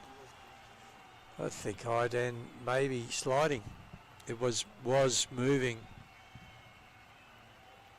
quite substantially off the wicket. We've got the third umpire checking it. It's actually a pretty big call, because if it is out, it's -4 for the for the leg, the buys.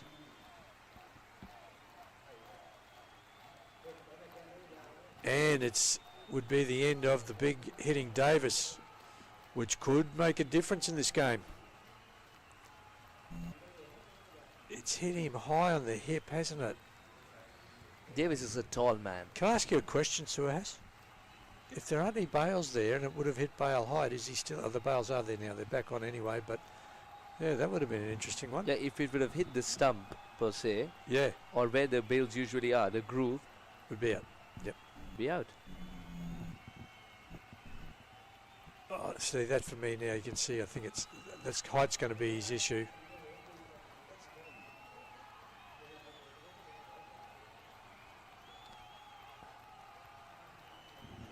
Pakistan will get those 4 runs. 150 will be welcomed. Decision still pending.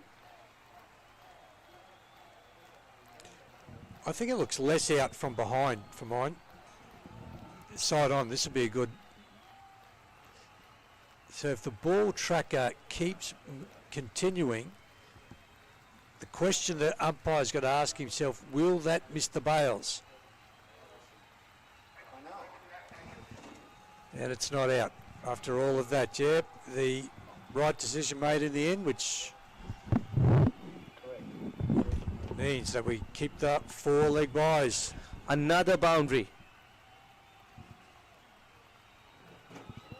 And this can be bigger and better. Whose car is it going to be is the bigger question. Ends with a 6, the 20 overs. Pakistani Sultans are quite content with 158 and a blistering knock of 21 runs to just 8 balls.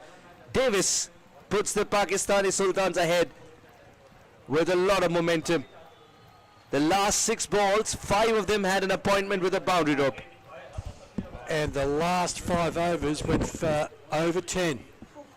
56 in the last 5 overs. So the feature of that innings was the build. It was a slow build, but it was a really good build. And when you can use your 6 key batters to make a total of 158, nearly 160, you've timed that innings beautifully. Well done, the Pakistani Sultans. Malouk got to play the off-spinner, Davis didn't, whereas Davis fancies hitting big shots against the off-spinner. David got to face the swing bowler, but he delivered thereafter. 21 of just 8 balls provides the finish that was much required for the Pakistani Sultans.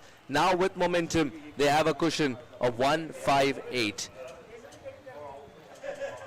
This beautiful cricket ground that KC is, and even more so this batting card for Pakistani Sultans. 16 or 24 Prince.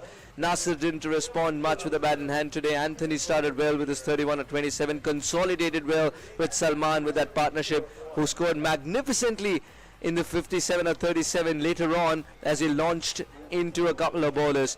Shakil, unfortunate to get run out, but Malik was the other one who was run out thanks to Javed. Davis took it upon himself to provide the big finish and provided the jolt of 21 of just 8 balls, making it difficult for the Kangaroos now. 159 on this surface. You need to bat out of your skins, but will they be able to do that? That's what makes this interesting. Lots of bowling options used. Yeah, and it started really well. Only bowled 3 overs and ended up with none for 25 when Davis really took to him at the end. But the most economical bowler at 6.33, Pawan. 3 overs, 10 dots. Dots are so important in this limited overs game, 1 for 19. And Farham, 3 overs, 11 dots, 1 for 28. They went for 9.33. He's 11 dots. He was in really good shape until his last over, and then he was a little bit expensive.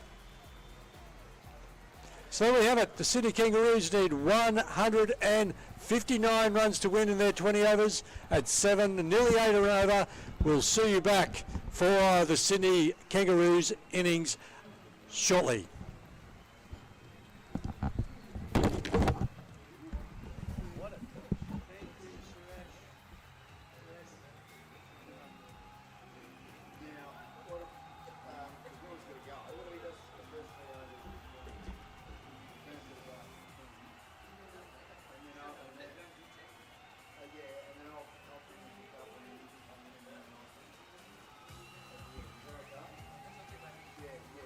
No,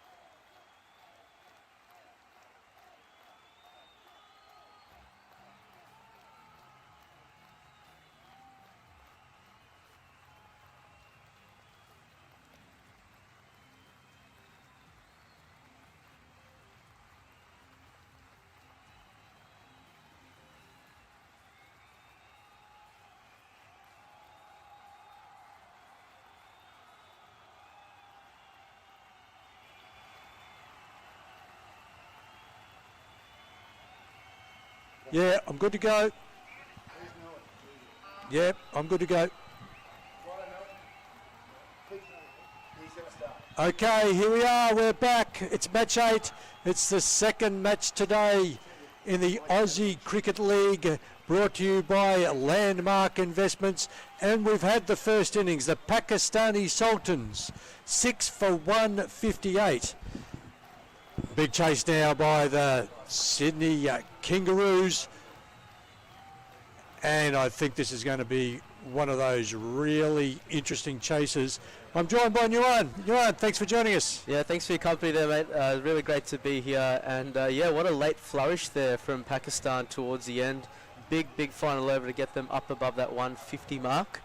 It'll be interesting to see how the Sydney Kangaroos chase this one down, what their approach is going to be. You know, obviously early wickets are crucial to halting their chase, but yeah, wow, what a performance from Pakistan. Yeah, what I really liked about their innings was their build. If you look at breaking it down into 5 over increments, they went from 31 the first over, first 5, 33, 39, and then finished with a real flourish. Davis taking to the bowling, 56 off the last 5, so over 10 runs and over in the last 5. The best batter was Salman in the end, 57 off 37. Yeah, and what a performance that was. 5 fours, 3 sixes, operating at a healthy strike rate of 154, if you don't mind. He really anchored the innings for Pakistan and got them over the line.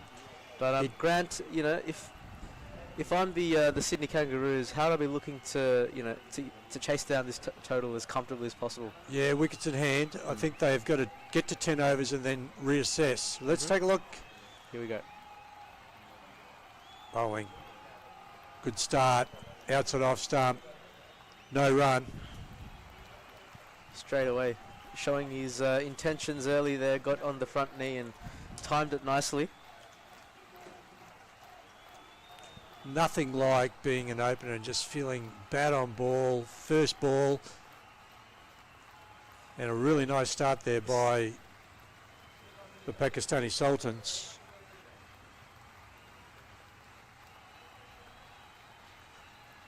Ooh, bit of extra bounce there. Attempted square cut. Really got big on him. That one just leapt off the surface. Nearly beat both the batter. Well, it beat the batter, but nearly beat the keeper as well. I have noticed with this pitch, the ball does tend to leap up at you a little bit. You know, even for the off spinners, the leg spinners, they're getting that extra bit of turn and bounce. It kind of leaps at you, and if you're on the front foot, it can be a bit uncomfortable. So, I don't know if Pakistan are looking to exploit those conditions as well, because that last ball really leapt off.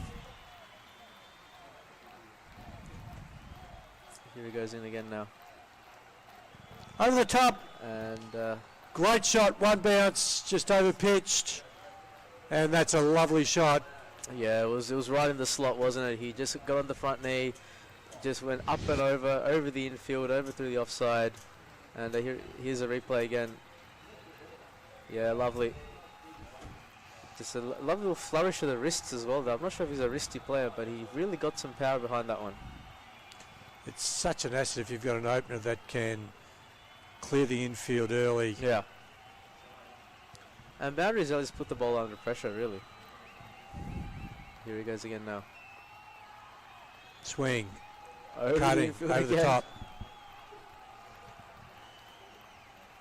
They'll look for 2 and they'll get 2. Yeah, another bit of an airy shot, that one there, but it looks like it's just gave the Sydney Kangaroos innings moving here. A bit of an expensive start. Pakistan don't want them to get away too quickly, or else that 158 would look like a 128.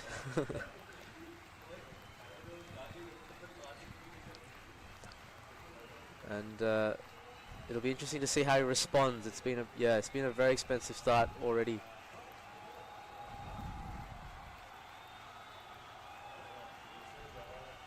Wide, outside off stump. Swing, miss. Bit of width. Yeah, I'm not sure if this outside off, a little bit of, this outside off like bouncer short ball strategy is really going to be effective in the long run. It would be better to get them on the front foot and just try and get a bit of nibble, you know, exploit that bounce, but just try and get them prodding forward because you will end up getting a catch the slips. And again now. Oh! Goodness. Now that one, that is over shoulder height. Yeah. Quarter wide. That's the umpire is suggesting that's gone over. He has. He's touching. He said it. He's going to say that he suggests it's gone over helmet height. So let's take a look. Interesting. I'm not sure. It's interesting call for wide there. I want to see how it bounced, I suppose, and whether it was hittable, I suppose. But so here's the rebowl. Drive. Down for one. Quick single. Pick up. Throw! That would have been close, but we've got an overthrow. Will back to the boundary. No, it's been picked up inside the boundary. And how many runs? 3 runs, says Dan. So big pick up, and look, I'm not surprised he's had a shy at the stumps. Would have been out. really touch and go there. Really touchy. A lot of drama already in that first over, but you can see the fuller length is a much better option. Got the batsman driving, got him a bit indecisive. If Pakistan can keep sort of getting that length right, it'll definitely cause some problems. So at the end of the first over, the Sydney Kangaroos off to a flyer. They're 10 off the first over. So it'll be interesting to see how they keep going with this momentum. That's a nice read, Nguyen. Yeah, that's exactly how I've been reading it too. If you can just keep that ball up a little bit, then it's just doing a little bit off the wicket, and when that happens, brings in the wicket play becomes a big option. Definitely. So Farham, 9 off 6. Waleed yet to face a ball. So Farham took every ball in that over. Waleed, Raja now into the attack. So this is Raja Adil's first over. All right, 149 needed off the 114. Nice start. Raja Adil. Adil Raja. So Adil Raja. The name's the other way around. Here he comes now. Nice heat, back foot, guided into point. He's a tangle of limbs there as he approaches the crease there, but yeah, definitely need to try and draw this one back now, Pakistan. They can't afford to let the Kangaroos get away too quickly here. Raja, very passionate cricketer, loves his cricket. He's already ringing the changes after one ball. There we go. Backward square comes to a bit of a more square. That face can tell some stories, couldn't it? Yeah. So backward square is now in front of square, next to the umpire. Here he comes. Full pitch, chopped away, running down to fine leg, and that'll be 4. Let's take a look. The umpire, that's off the bat. Dragged it back, beat the keeper down for 4. Yeah, a bit of a lucky shot there, but you see, that's the length you have to bowl, and you know, he really didn't know much about that one, honestly. He just flung his bat at it, and he was lucky to get the inside edge down to fine leg, but that's the length right there. It's causing all kinds of problems for the batsman, and if, you know, Raja shouldn't feel discouraged by that. He's doing everything right. He's just got to get on target. Bowling outside off stump, a little off pace ball. No run. Yeah, so Adil Raja he's obviously quite an experienced campaigner. 48 wickets last season for his club team, so he definitely knows, you know, how to put on a string. Let's see if he can find that rhythm. Bowling outside off stump. French cut down for fine leg. No, for just a single. There were fielders down there protecting. Yeah, great bowling here. Honestly, great bowling in the channel again. You know, Farhan's drive isn't looking like his strongest shot, to be honest. He's inside edged it twice now, So if I was Raja, I'd have my tail up. I'd be feeling a little bit, you know, I can get this bloke. He should be thinking like that. But it now brings Waleed, who hasn't actually faced a ball. So it'll be interesting to see how he faces up to Adil Raja. 2 balls left in the over. Yeah, he's been a spectator up to this point, Waleed. Big shout. Could be pretty high, a bit high. He's given him. First class umpire has given that one out. Yeah, absolutely. That looked quite bang on target from me, and that's He's going to take a look, I think. Yep, there he is. Had 15 seconds to get a referral, and he's referring this. Oh no, definitely wasn't high. That is right in the salmon. That is plumb as they come. Yeah, look at the celebration. He's pumped up. He knows what it means to his side. He is a passionate cricketer, and I think this is going to be bad news. Let's have a look. Let's have a look. I mean, look. From first impressions, it looked dead on straight for me there. But is there a bit of that? We don't know. He certainly, it's pitched just outside off, but he's going to hit him in line. Yeah.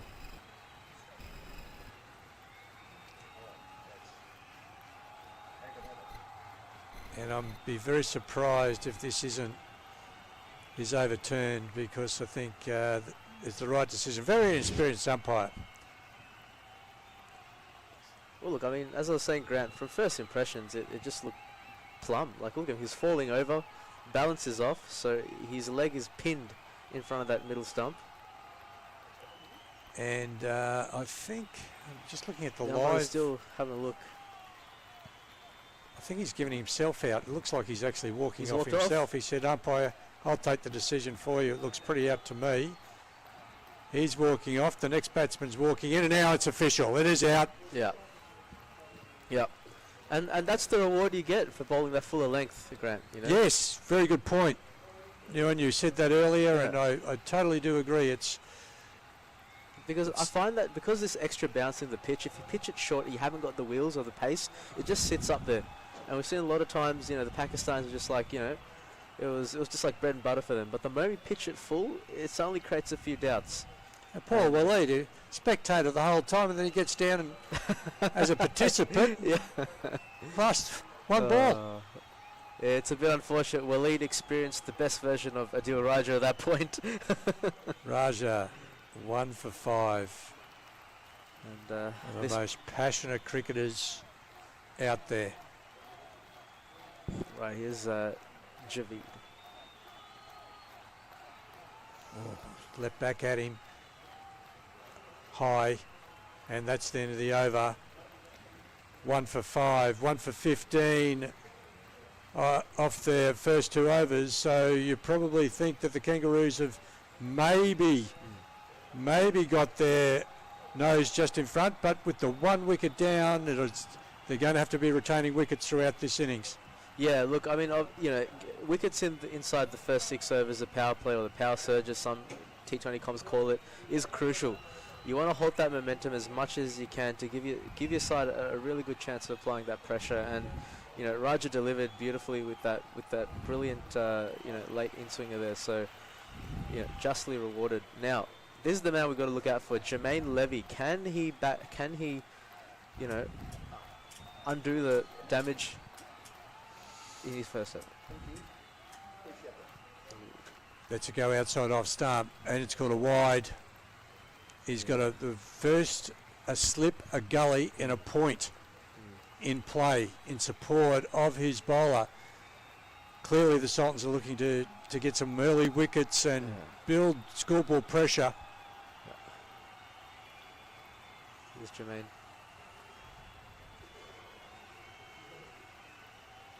Swings down a bit off, no run. Yeah, I think he's adjusted a little bit here, which is great to see. I think he's understood that the full length is the way to go. You obviously saw the success of Adil Raja there, getting that first breakthrough, and so far it looks to be a lot tidier Faham looking quite good for his 14. Oh, short of a length. Not going to get a wicket and called a wide. Yeah, back to the bouncer barrage again. I don't think that's the most smartest tactic, and given the extra bounce, it's very easy for these kind of deliveries to go quite wide. Yeah, that was very high. Joel Garner would have had trouble hitting that one. Big Bird, the old Big Bird from the West Indies. Drive, into cover, dive, no run.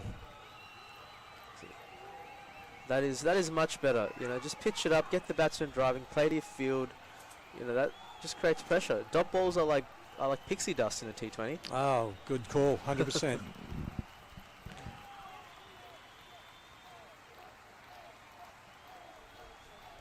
Here's Jermaine.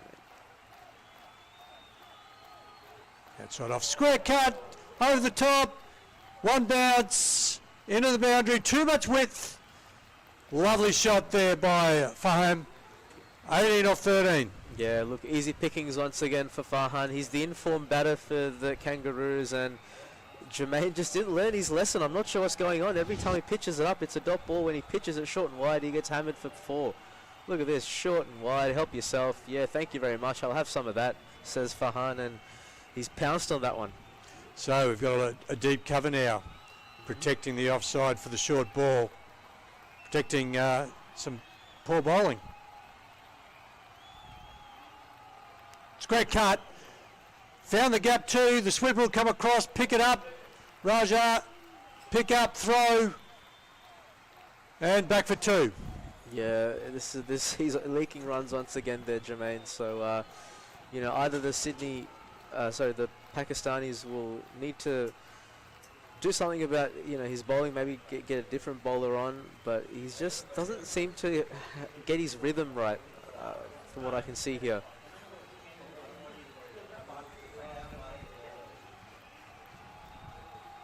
Little dab on the offside. Does he get a run? No. Yeah, so that's better. See, the thing is, Grant, every time he just pitches it up, he just looks like a completely different bowler. He just needs to keep doing that. Yeah, I think sometimes when fast bowlers get to Brisbane or Perth, they get a little bit too excited and they tend to pitch it a little bit too short because they see the wicket doing something, and must feel good to be able to bowl that quick and see it steeple past the batter and taken high by the keeper. But at this stage, I agree with you, it needs to be up like that. Driving, 1 run. Hey, that's still really good. That's what you want to do, right? And that over felt like it went for forever and a day, but it's finally done. And with that, the Sydney Kangaroos are 24 for 1 after 3 overs.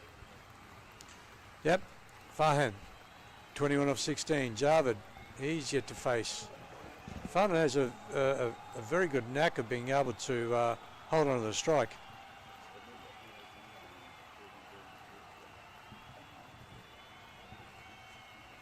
Now let's have a look. Jermaine, none for 19 off his 2.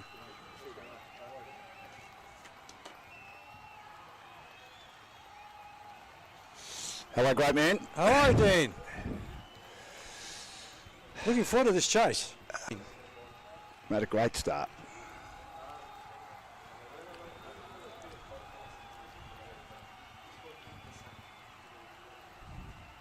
Oh, bowled him. Cut back on. Raja takes his 2nd wicket. And that was too close to cut. Maybe cut back. And that's the end of Farhan, 21 off 18. I will say this, Grant, that there's been a lot of French cuts today. That could have been another one. That's the first one that has, unfortunately for the batter, gone onto the stumps. All the others have missed. But having said that, you're right. He did try and play that too close to his body. He is a pesky cricketer, Adi Hussain. I've mentioned a couple of times that he's a terrific bowler. He helped his team, Heather Hill, in 2nd division of the MPCA last year. The Peninsula competition, get up into provincial for this particular season by taking 48 in a year, and he was the main reason why they won the title. Outstanding bowler. Yeah, played on, cut back. You're right, Dan. Those have been missing, but Farhan unfortunately And what I did, I'll tell you what I just noticed then, and I so enjoyed seeing it. The very experienced Ashley Barrow, the experienced umpire, went up to the Pakistani and said, boys, go back to your, stop celebrating now, and go back and get into your spots. You know, you were late last game with your over rate, and so look at this. The batter's out there to Saar, and they're ready to play, and that's exactly the way it should be. Terrific umpire, isn't he? He just has control of the game, feel for the game. He's a I good mean, guy. they're all outstanding umpires, but he, with all his experience, just knows what to do. So Nasser, who opened the bowling, is now batting 3. Very vital player. Sure is, and he gets Plays beaten and by a ripper. Plays and misses. Plays and misses outside off stump. And it was a ripper. I agree with you, Dan. Isn't that a good Aussie word, ripper? Where would we be without it?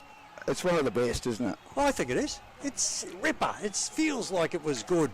My old man was Irish, and the term that annoyed him was his brothers-in-law would drink everything that moved at a family party. We've got nothing else for you. What about a cleansing ale? Oh, go and get, you know what, he'd say. Couldn't believe Step down, swing, no run. Nassar, couple of steps down the wicket. One to go of the infield. But Raja, 2 for 5. He's bowling length, and he's bowling a really nice length. Well, we mentioned a couple of times he hasn't played any cricket this year, and he is just one of those cricket nuffies who absolutely loves it. So he would have been so looking forward to getting out there and strutting his stuff. Drive. Great shot. Lovely shot. Minimal foot movement, but that didn't matter. Driving on the up, down for 4. Yeah, it's a beautiful shot, slightly over pitch by Adi Hussain then. And with the field up, and that is as good a cricket shot as you're likely to see. Straight bat. Not a lot of foot movement, Grant, but he played it on the rise and played it perfectly. That reminds me of some ways the West Indies used to play that, used to all eye and follow through, and he's a good cricketer too, Nassar.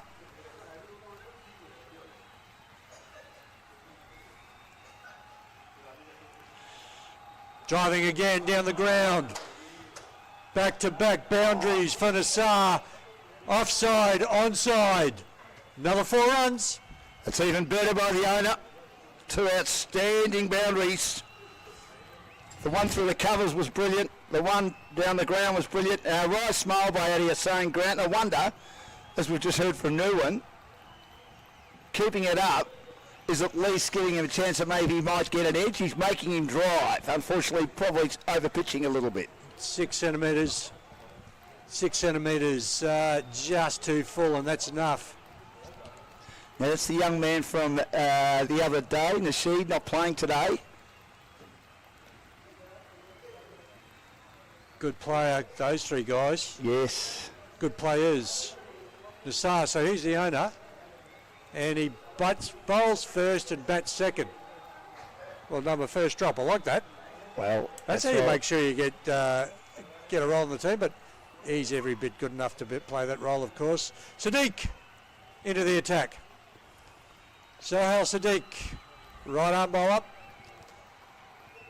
Medium pace. This is the captain. Now, should they win this game, you'd think that they're in the semis. They've got no more round-robin matches left, Pakistan. This is the last one. Yeah, well, the win would take them through to the semis. Let's Yeah, it see would. how Sadiq got a wicket, I think, with his first ball last game. He looks a bit concerned about what sort of field he needs to put together. You can see that the controlling umpire is asking him to get moving.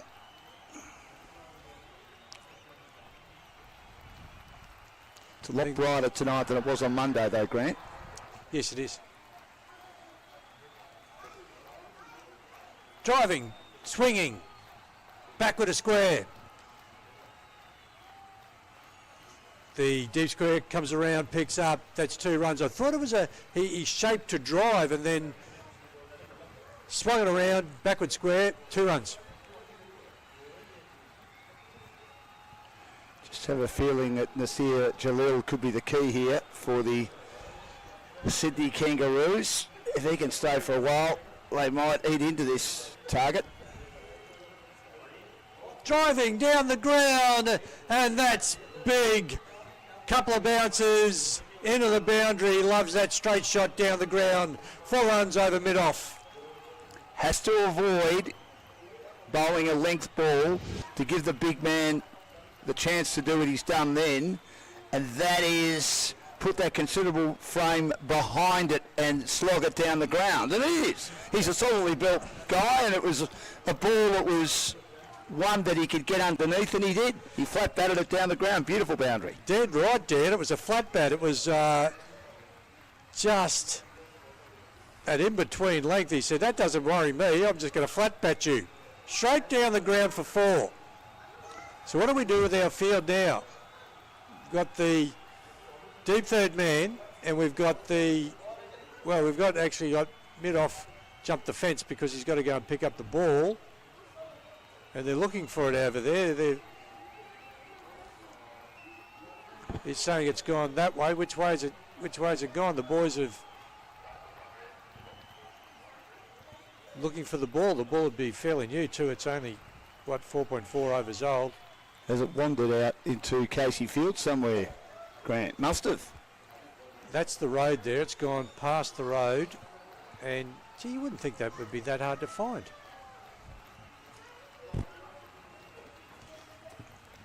He's an eye player, isn't he? He is. So you could just see how he those 3 4s down the ground. That has just been there's been minimal foot movement, and There's Harry's lovely wife, the second from the left in a lovely blue and floral shirt. Navjot. enjoying the cricket. A day out of the cricket. Absolutely. She's been here every day and has given great support for this tournament. Ball found. We're back. 2 for 39 of 4.4. I'm just wondering if Nassar can keep this going. It's not like he's had any luck. He's just hit the ball cleanly. Well, if he does keep it going, it'll be good to watch. It will be. I hope he does.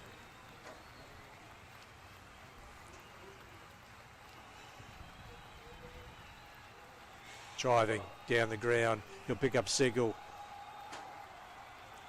Half stop there by Sadiq. Now, that was a pretty good delivery. It was almost Yorker length. But he, as you said, he's an eye player. He's able to dig it out.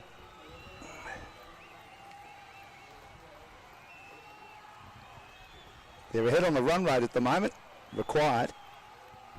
Driving big, high, over the top of mid-on. Will it go all the way? No, 2 bounces into the boundary. That's 4. Jarvis said, I can get in on the act too, Nassar. Just sure enough for him to get underneath it, and that went a long way in the air. 1 bounce. 2 bounces into the boundary. You always think when you see someone sky a ball like that, that they may be in trouble, but he got enough of a piece of it out of the meat of the bat, maybe not completely out of the meat of the bat, Grant, for it to carry the journey. And at the same time, the Pakistani Sultans were 1 for 31. So you'd think that the Sydney Kangaroos at 2 for 44, even though they've lost 1 extra wicket, right on track here with 44 on the board after their 5. Just thinking, should have they had protection for the straight hit? Because he wasn't really bowling to his field, was he? Well, yeah, I mean, you could have two players out. And At least one. Yeah, you could have had at least one down there, that's right. So of the 2, have 1 down there, but we got some spin. Maluk, our man of the match.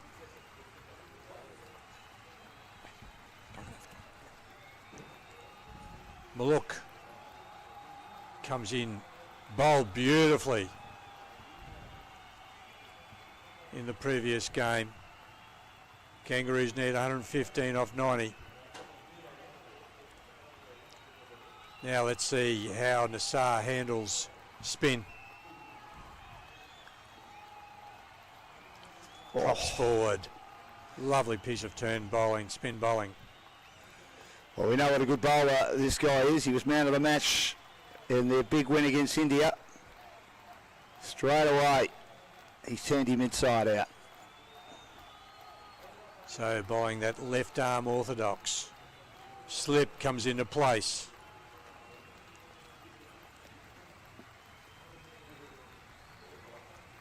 Down. No run. Cautious, taking a look at Maluk.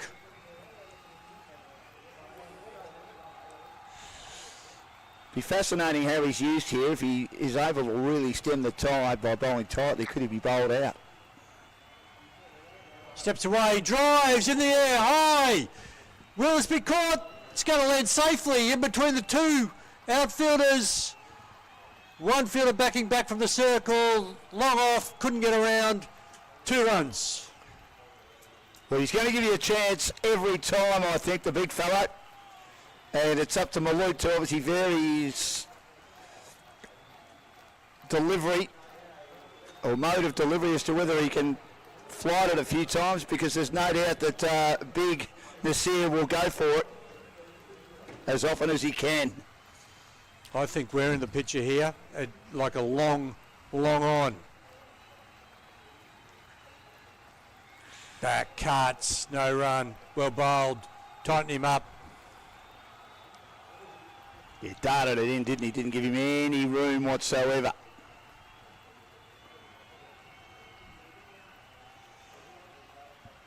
Two left, only 2 so far. Big Nassar looking to put that big size 12 down the wicket. There he goes! Oh. There he goes! And I nearly caught that, Dan. Oregon. Why wouldn't you? The number, the big size 12 down. Go for 6. Yes, he got everything he needed to get of that. I mean, Eddie is saying he's a good fielder. He would rate himself as a fielder, but all he could do was go and collect it as it cleared the rope comfortably. It was again in the hitting zone, which is disappoint Maluk. Straight there, angled in on leg, and wave, Dan, you're on TV.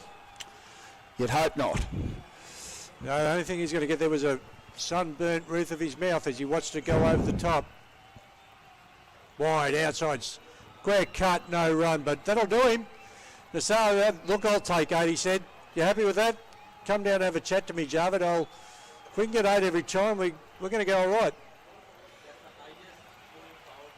Highest score in power play, 2 for 52. How about that?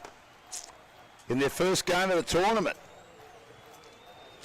I thought he obviously was the one that leaked a lot of runs in that final over, didn't he? Allowing the Pakistanis to get that score of 158, which is the second highest score of the tournament so far, behind the effort by the Mavericks of 178 on Monday. He started on fire, and then he, as you say, they took to him at the end, didn't they? They did. He's obviously a very experienced cricketer. He loves the game. He loves the game so much, he bought the franchise.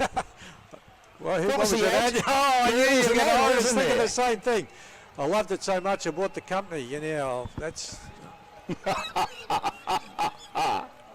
I'd like to have the answer for you tomorrow if I can find that out. I loved it so much. I know you will. You're a marketer. You'll find that. Yeah, Davis, the big man who set this target, helped to set this target anyway with a 21 off 8 and plenty of 6s and 4s late. He'll bowl left arm orthodox in between the umpire.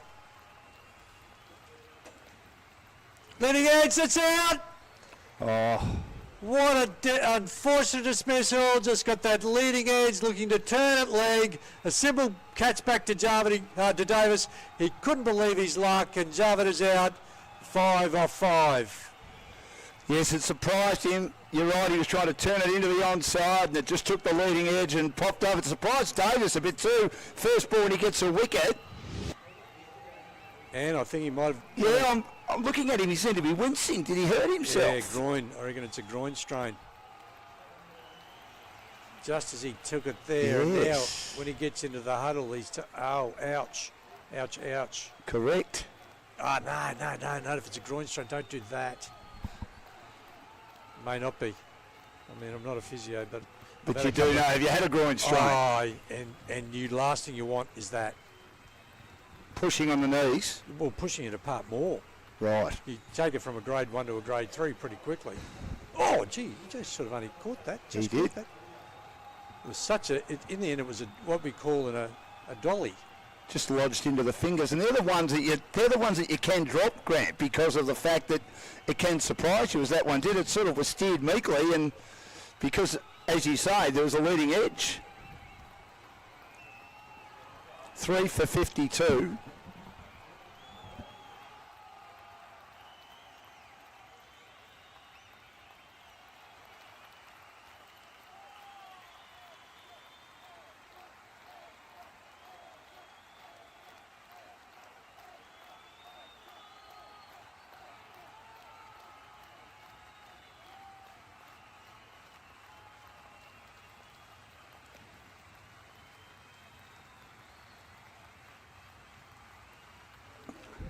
So Davis, he looks to be okay.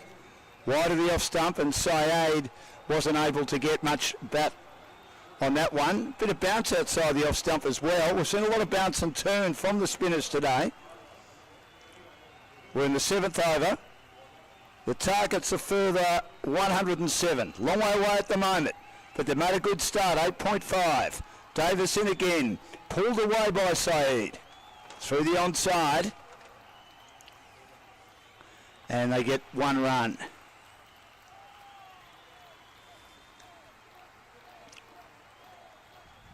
So he picked up a wicket with his first ball.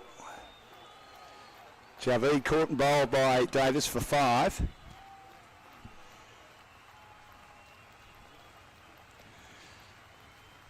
Just looking at the field, there's a deep point, cover point.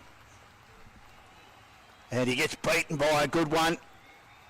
The arm ball, as he was poking at that, there's a slip in place. He needs to be careful. That is the captain, Sohail Sadiq. Here's Davis again, round the wicket. Oh, once more, magnificent delivery. Too good for Jalil. The arm ball, he poked at it and didn't miss it by much. He's made 23 or 14. Davis with him again. Hit him on the pad. I think that's going down leg. Davis was reasonably keen but didn't get much support. He didn't think to take it upstairs to the third umpire. But a tidy over by Davis, which included a wicket from his first ball. 7 gone. 3 for 53.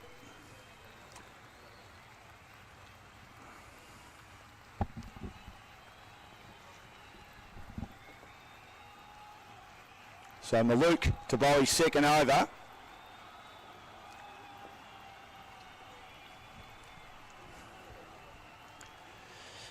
And he was a bit expensive with his first, 8 from that over. He seems to know Nasir pretty well. He's got a big smile on his face, Malouk. And been outstanding in this tournament since it started. Probably along with Tej Gandhi, if you were to pick a team of the first 3 years of the tournament, you'd have those two in it. Maybe the first 2 picked. He swings this time, so he's a little man, slog sweep, and it'll be stopped by the 2 fielders out in the deep. On the onside, between long on and cow corner. He just sort of allowing the batters to get underneath a bit. There were a couple of deliveries in his first over. He darted them in, didn't give them any room. Maybe he needs to resort back to that. He's in again, and a little bit more air, but treated with respect. Dropped the one on the onside. We're in the 8th over, and it's 3 for 55. Landmark Investments, our major sponsor, the state government, our funding sponsor of the tournament. This time he swings long, he swings high. Could it be caught? No, it won't be. It goes over the top. The fielder was coming around thinking he might have been half a chance there to Davis, but it just kept going and going and going. He was parked at a whitish long off position in front of our commentary position, but it had too much on it. And they're hitting a few sixes at the moment, the Sydney Kangaroos. For a little man, Saeed packs a big punch. 3 for 61. And he gets camped on the crease this time and just squeezes down. That's better. Let's have a look at the last 6 again. He got underneath it. And magnificent shot. And he pulls the next one away as we're live once more. But he's put it straight down an opponent's throat at deep mid-wicket. And he'll be disappointed with himself. He went for the gauntlet once too often. Okay, they're staying with the run rate, but the big issue at the moment, the Kangaroos, is they're losing wickets. And it's a good catch in the deep, and again, Malouk generally has the last laugh. He's been a bit expensive so far, but he's got the wicket. And they're 4 for 61, the Kangaroos, into their middle order, and they still need a further 98 for victory. From 73 balls. So with a great number on his back, as Grant mentioned earlier, 3-3-3. One behind Don Bradner's great innings of 3-3-4, which Mark Taylor equalled in Pakistan when he found some form again late in his career in October of 1998, the then Australian captain. So let's have a look at this dismissal. Saeed whips it away, and he's caught at deep mid-wicket. Comfortable catch. And the field was outside the circle. On that occasion, he took the pace of it, and they ran 2 at Bass. And they were important runs. 8 overs gone. 4 for 62. The great man, Suhas, is back. It's very humbling when you say things like this. I don't take it seriously though. 50 for 2. Pakistani Sultans at this stage. Sydney Kangaroos 62 for 4, as Dan rightly mentioned. More runs, but more wickets as well. Correct. Lost. Yeah, this is the problem. They need to consolidate a bit now. Now, great man's a well-known Australian phrase. I was going to write a book with a friend of mine because we used to call everyone great man, great man. Great man on you, even though they may not have been great men. It was just a great Australian expression. How is the great man? It's taken me 3 tours to Australia to understand this, that there is a huge spectrum between great man and gangster. But you tend to call each other, hi gangster. Buddy, mate, Yeah, copper. copper. Yeah, that's a big Australian expression from the 50s and 60s. Not used so much now. My grandfather would have used that.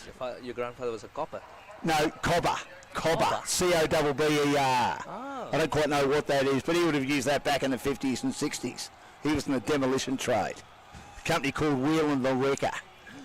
Used to wreck buildings that were going to be demolished for new buildings to be built. And there was an old phrase, Wheel and the Wrecker was here. Started a new over. Drift. Oh, This is why Davis is exciting. he is. I We saw watched- him with the bat. Of course, 21 of 8, Dan. You saw him with the bat. You continue? We did. And that was excellent to watch. And he got a wicket with his first ball, of course, today. And now he Now- gets another. He does. Just when we were talking about the importance of David at this stage, And it's the vital wicket of Nasir, who was, I think, the man, the owner of the team, that could have won it for them if he could get enough lusty blows. Let's have a look. Oh, just taken the glove. I think it spun and it bounced, which has been the way that the spinners have operated today when they've bamboozled the opposition batters, which has been on numerous occasions. He's having a chat to Ali, who's coming in. He'd be disappointed, but it was an enterprising 23 by Nasser Jalil, and of 18 delivery, strike rate of 127.8, and they're 5 for 63 in the 9th and in trouble. It's getting out of hand now. now they need a face of caution and aggression. It was never going to be easy to chase this target of 159 because Pakistani Sultans sport one of the best bowling lineups in the entire tournament. We have to remember too, Brisbane. And kudos to the captain as well. Again, Oh, what a good delivery that was. the reason I say that, kudos to Sohail as well. He knows exactly when to use Davis. He's picked up more wickets than runs conceded.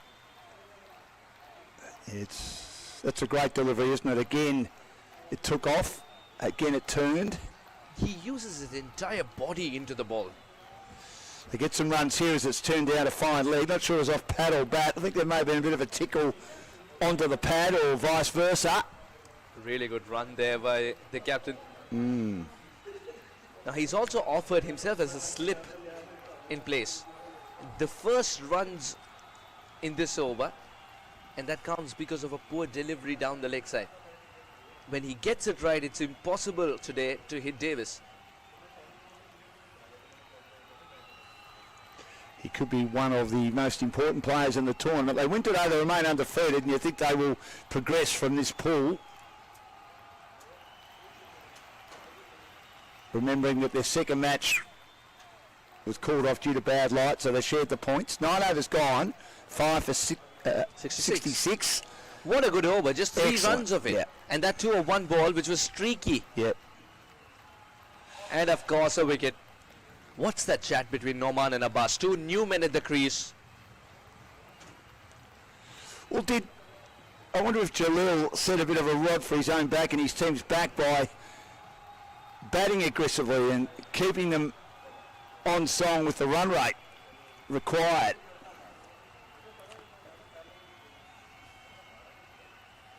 We saw that many, many moons ago, reading about the 1961, one of the most famous Test victories for Australia at Old Trafford, where England were chasing a target in less than 4 hours. It's not like England to be aggressive, and they generally, over the years, have decided not to chase targets, but they did this day through Ted Dexter, and they felt that they left a rod for their own back. They had to keep going, and Richie Benaud spun Australia to victory.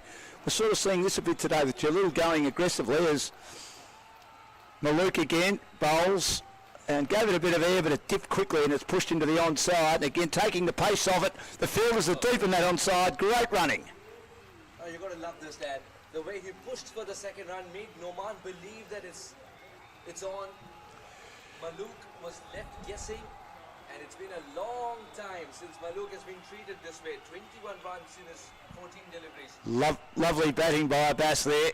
As I said, taking the pace of it and just knocking it around the corner, using his wrists. He missed the next one though, as Malouk varying it a bit.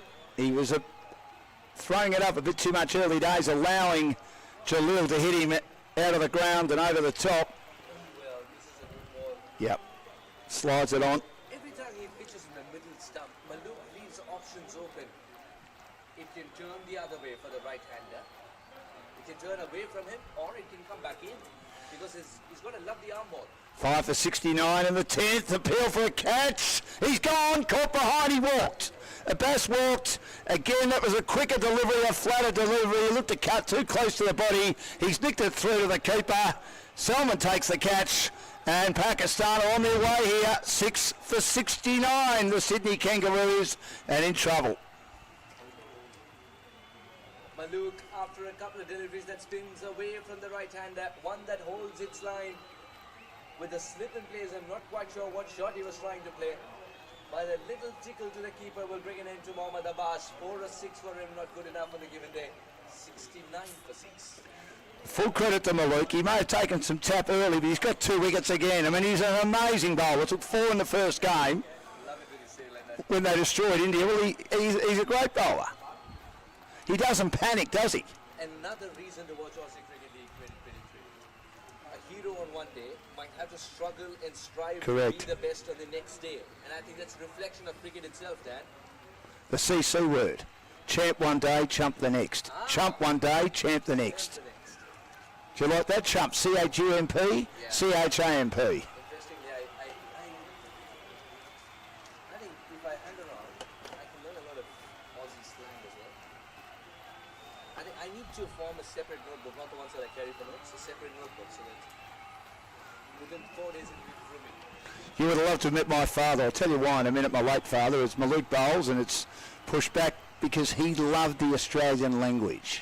Loved it. And one of the lines that used to drive him mad, I was just telling Grant before sharing it for our audience on Set Sports for ACL 2023, was he'd have a function with all his brothers-in-law, my mum's family, and they'd like to get stuck into it, have a good day, and one day we'll just have a look at this first in regard to how the Worm is going, and it's not favouring the Sydney Kangaroos at the moment. The Worm has churned against them, and they're losing a lot of wickets at 6 for 69. The run rate's still okay, but the wicket column is a massive cause for concern. I want to tell you this story in a minute. Attempting sweep here is Neumann, and not able to. And again, Davis bowling pretty well. They get through the overs quickly, the spinners. But I still reckon it's the greatest story in the world, so bear with me. He gives this one a bit more air, and it's steered down to mid-off. So anyway, there's a great Australian saying that you've run out of alcohol, whether it be red wine or whatever, and then they always say, I'd love a cleansing ale. And Dad said one day, we haven't got anything left. Yes, you do. You got a cleansing ale. You and your cleansing ales, or words to that effect. He used to drive him mad. He said, how could you fit a cleansing ale in you know what? He just couldn't understand it because he wasn't a guy that drank a lot or ate a lot. Poking at this one to point. Off the pitch. Because Davis has also got an arm ball. But it's just next to impossible to try and play a big shot after the ball starts to turn. This is cut away. Out to the deep. Yeah, my father was Irish. Yes. One of 9, 8 sisters and then him. Big Irish Catholic family back in the 30s, 20s and 30s. All I'm thinking is one more and there's a cricket team. Well, almost. Although Dad couldn't play sport, his sisters most certainly couldn't. That was a great piece of bowling by Davis, and he actually played that third tee off the top of off stump then. Shaban. Davis has interspersed wicket-to-wicket deliveries with one outside off. Yeah. And it seems to work for him. 2 of 6 in 3 overs. 11 gone, 71 for 6.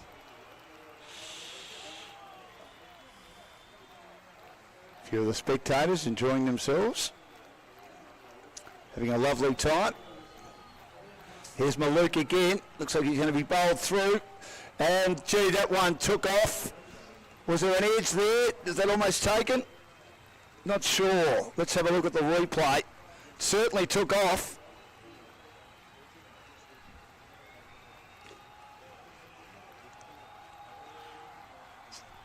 Slip in place. This next one's chopped away. Shaban picks the gap out into the covers. It's been incredible the way the ball's turned and bounced today from the spinners. Oh yes, and there are certain spots, especially from the northern end, which the spinners want to take home. I think so. Now, this is an interesting shot, isn't it? He elects to play the reverse switch hit, and he somehow found a gap between, not much of a gap there, but he finds the gap. Talking about placing it to perfection between the wicketkeeper, Selman, and the slipper, Davis.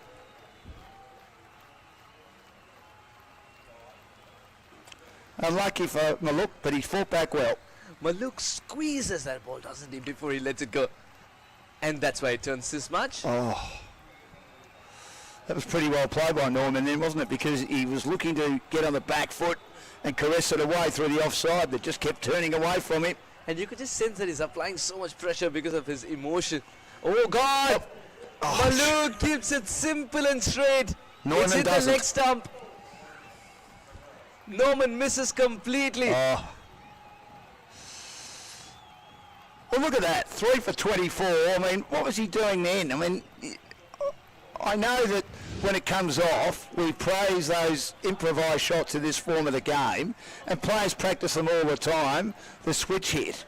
But that ball was just straight on. You just play a legitimate cricket shot. He changed. Changed his mind. He changed his grip at the very last minute when the ball was going to be straight. And just like that, we will change the saying as well. You switch, I hit. 7 of 10 for Norman Ali. Correct. It's 74 for 7. Maybe they needed the run, the Kangaroos. They've been a bit disappointing in the back end of their bowling, and certainly very disappointing in their batting.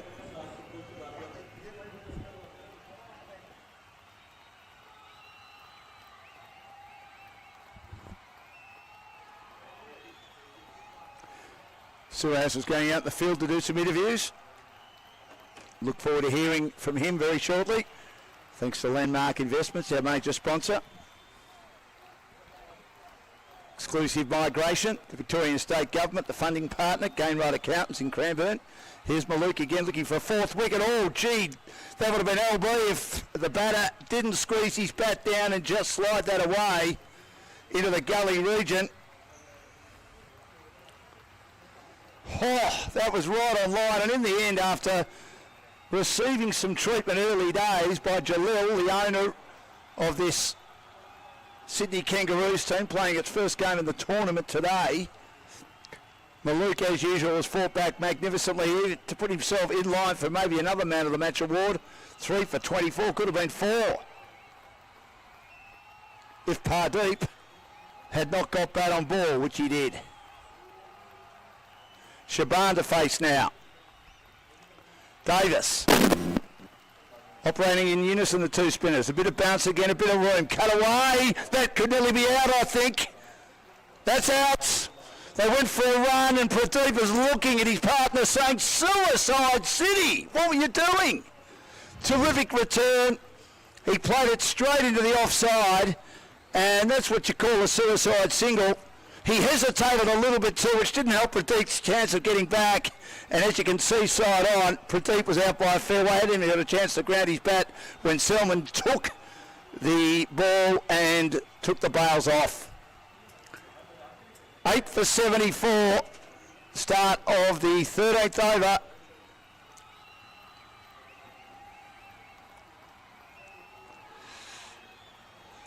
And Pardeep Chaudhry out for a duck. He'd face one delivery.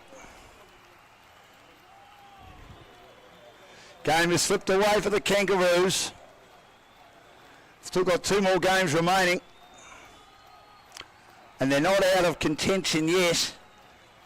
But it means that Pakistan, if they win this game, which I think they will, and they were in a good position the other night, but had to share the points due to bad light against the Perth Phantoms, who started well today, 1 for 70 after 10, and then fell away, losing 8 for 52 in their last 10. One stage 2 for 92, and then lost 7 for 30 to finish at 9 for 122, and India ran them down with just under 3 overs to go.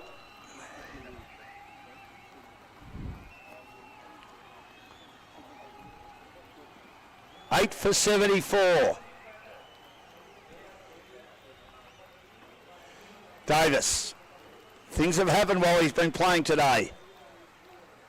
21 of 8 with the bat to finish it off, to get them past 150. This time gets a nice edge, an intended edge, through the slips region.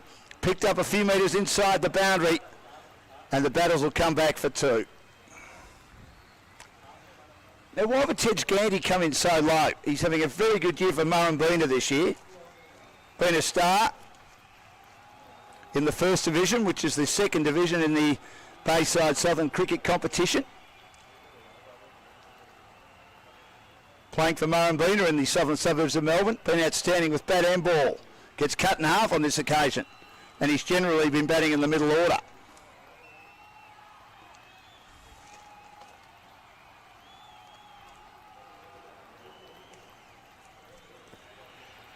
He drops the next one back to Davis. He's not allowing him any room whatsoever. I remember him when he had a lot of not outs for India in the first year of the competition. He was very good at just nudging it around, playing good pure cricket shots. He plays into his pad this time.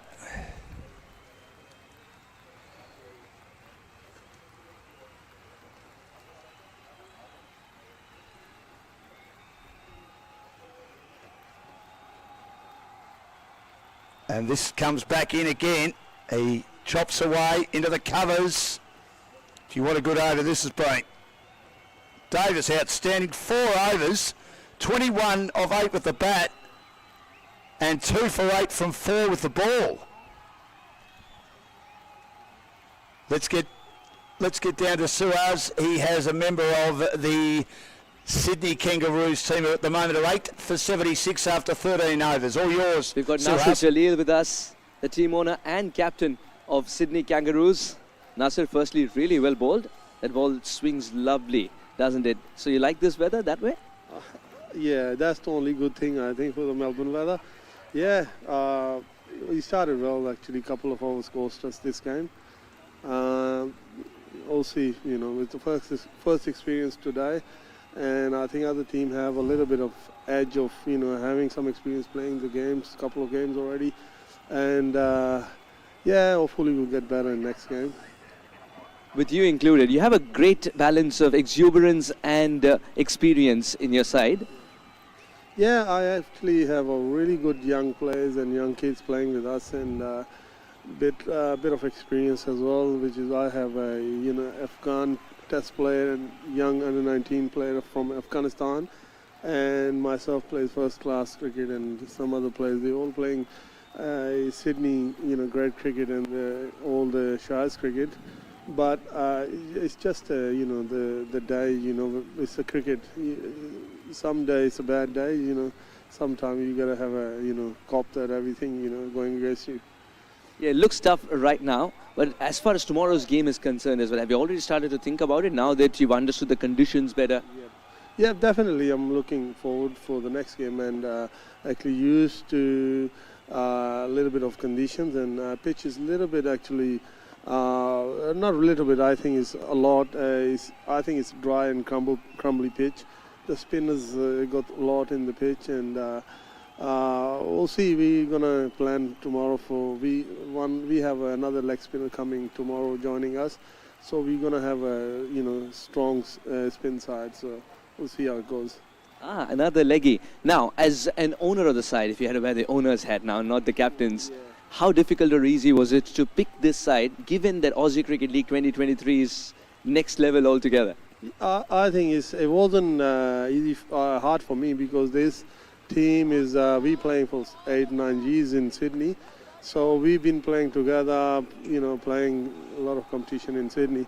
So that was the competition I missed last year. I wanted to play, but I think I decided last year I'm gonna go and you know, give it a try. So I'll see how it goes. This is our first game, so we got a lot to show tomorrow. So, you know, see how it goes. We're gonna give a, you know, try best tomorrow. So we need to win a couple of games, otherwise we don't have any chance to go through. But I'll tell you what, it's just pure joy watching you bat. It's pure joy watching you bowl. Sometimes we feel, instead of a field, that we could keep the camera at first slip, because that's how well you're swinging the ball indeed. Congratulations on a fantastic performance personally, but all the best for the next one as well. Thank you very much. Nasir Jaleel, back to you in the comms now. Thanks, Suhas. He's with Nasir Jalil, the captain and the owner of the Sydney Kangaroos. He's got some work to do. In that over, Prince has come in, replacing Malouk, who finished his spell, the fine figures of 3 for 24. And now we've also seen Davis finish his spell. And a couple of runs came from the bat of Gandhi and also Shaban. And Tej Gandhi has a big swing and a miss outside the off stump. New over starting, the 15th over. And this time Tej Gandhi swings it in the air. And as is his want, he takes the pace off it, gets it over the infield.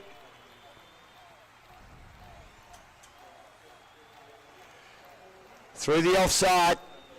And rolls comfortably for 2. He moves to 5. He's got a few not outs this year for Murrumbina. His average is well over 50. He's taken a number of handy wickets as well. He attempted to try the ramp shot then and just played it into his body. The idea was there as he was cramping at the crease.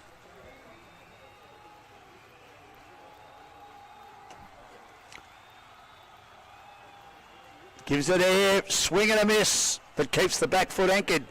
Tej Gandhi, my man. 8 for 80 in the 15th. Run rate climbing all the time. Interesting style. And now he works this one away, but straight down the throat of the field to a deep backward square, and another wicket goes down. The 9th goes, and the end is nigh here. It's not easy. It's not easy to be bowling with a hand that was hurt just a couple of days ago. Well, Saad Khattak tried to stop a screamer. He did too, I remember that. He's still injured, but boy is he delivering good ones. So much so that they're turning into wicket-taking ones, and what a catch that was. Well, he was on a hiding to nothing, Tej Gandhi. It's been a disappointing batting performance, but you've got to admire Jalil. He's pretty optimistic, isn't he? Oh yes, but he believes that this game's almost done and dusted, but Yeah. that's because so much cricket that he's played is telling him that. And what a catch this is. And he's bowling it back. Correct. Right. We haven't seen him in action. Very Yeah. soon he'll make it to the side, I hope. He plays for Casey, South Melbourne. Of course, he is the younger brother of Sohail Sadiq. Got to know him. It's some serious pace. Excellent. I've got to know him pretty well, certainly up in Noosa earlier this year. Caught a plane back with him as well. Lovely young man. It's interesting bowling style. It reminds me a little bit of the Indian pacer Devashish Mohanty. Oh, yes, I remember him. Yes, he Asks, what ball yeah, am I going to bowl? yeah, he jumps in, doesn't he? I've got a magic spell here. No, he opens his arm and asks. He does. What's it going to be? Well, sort of, but he also says, I've got a card here to give you, like a magician. And this is what I'm going to bowl. He could googly, but not mine. Correct. You could always pick my googly, it'll be a full toss. Well, I never bowled spinners. I remember I played a game with my son last year, and they called me the baker because I bowled an over of pies. And all the batter did was knock it around the corner. He said, I should have smashed you, but I didn't want to do that, Dan. I said, thanks for that. They were horrible. Oh, gee, I was sore at the end of it. My son helped them win that day. He played the street anchor role. The other guy smashed it, and he just was at the other end. Vince is giving no time for the He is. Trying to get through it quickly. 9 for 81. This is the 16th over. Good! No! Prince should have taken it. Oh. He was at a comfortable height. That's the return gift for waiting a little more. Pawan had no chance. That was travelling, no, wasn't it? That was travelling, yes, but Prince is a well-built man. He would have taken it standing full height. Well, you know what he did though? He parried it. It was a great piece of reaction. Parried it. Yeah, the P word's a bit of an issue for me. Sorry, Suha, it's been a long day. 9 for 82. Just don't speak about the batter right now, then. Anything that's got a P. P. Pawan. Shaban. And the bowler's got a P too. Yes, it does. Prince. 9 for 82. We're in the 16th over. This game could have been so very interesting had one more batter stuck. Oh! This is going to run away. No. Nearly a boundary, not quite. Couple of more runs added to the tally. Yes. Prince should have completed that catch in hindsight because he's one of the best fielders in the side. 16 overs gone, 85 for 9. I think it surprised him a bit. An edge through his slips. Pakistan putting themselves in a very strong position. Well, do you think they'll qualify for the finals? Because their net run rate. They've got a side will to be go the outstanding. distance. What's that? They've got a side to go the distance, not just qualify. Oh, I think they do. He's picked And a very they've got good a side, hasn't he? sensational skipper who's growing better and better in terms of captaincy. Yep. And the people that he's bringing in at the right time of the tournament, when the tournament's taking shape. Like Davis is a great inclusion. We've already seen what he can do with the bat, with the ball. Just Wide of love the- that little Hop, skip and mystery a ball. jump. Yes. Hop, skip, jump. That's all kangaroo words. Yes, correct. Those are all kangaroo words, but these are against kangaroos. Oh, it should be done. Should be done. This game's done and dusted. Decisions with the third umpire, but Shab is walking. He thinks he's out, doesn't he? He knows he's out. Yes, that's right. Khatak has done what's required. The keeper has done what's required. Oh, It's a hefty margin by which the Kangaroos lose this game. I think Ash Barrow just was going to make sure, but it was out by a fair weight. Themselves ready for the semi-final, and could it be fraught with danger a bit that they don't play cricket for a couple of days? I don't think so. I think they'll come back fresh because a couple of their key members are missing today. One of them being Irfan Jr. So he will come back, hopefully, for the bigger games, that is, and the team will regroup, be prepared, and as I said, for this kind of a side, which ever improving as the tournament's going on, they hold what it takes to go the distance. They have it in them to go the distance. And as far as the Mavericks are concerned, the other Sydney side, they also look very, very promising. So it is going to be a cracker of a contest later on.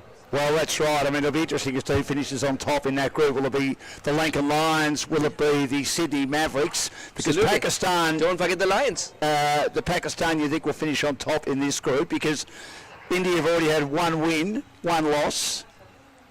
We've seen, obviously, Perth Phantoms, 1 loss, 1 no result. They're on 1 point and they've got 1 game to go. And then, obviously, we've seen today the Kangaroos not able to get over the line. So Pakistan are going to clearly finish on top. We've got the ladder, so you may as well tell us, Suhas, because some silly individual today forgot to bring his glasses. And you know who that was? That's me. I'm getting old.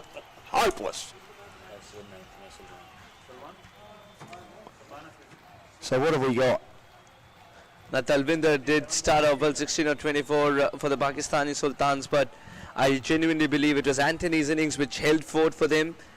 And then Salman played a brilliant knock as well. Deron Davis towards the end took them to 150 plus, and that was very, very difficult for the Kangaroos when they came out to bat to chase it down. And the lack of partnerships didn't help either. Raja got rid of Farhan and Waleed, the openers. Javed went back to the hut early. Nasir got a start, but after that 9-4-7-7-0-5 is not good enough on any day. That's 85 and Sydney Kangaroos fold to a tune. And how does it go?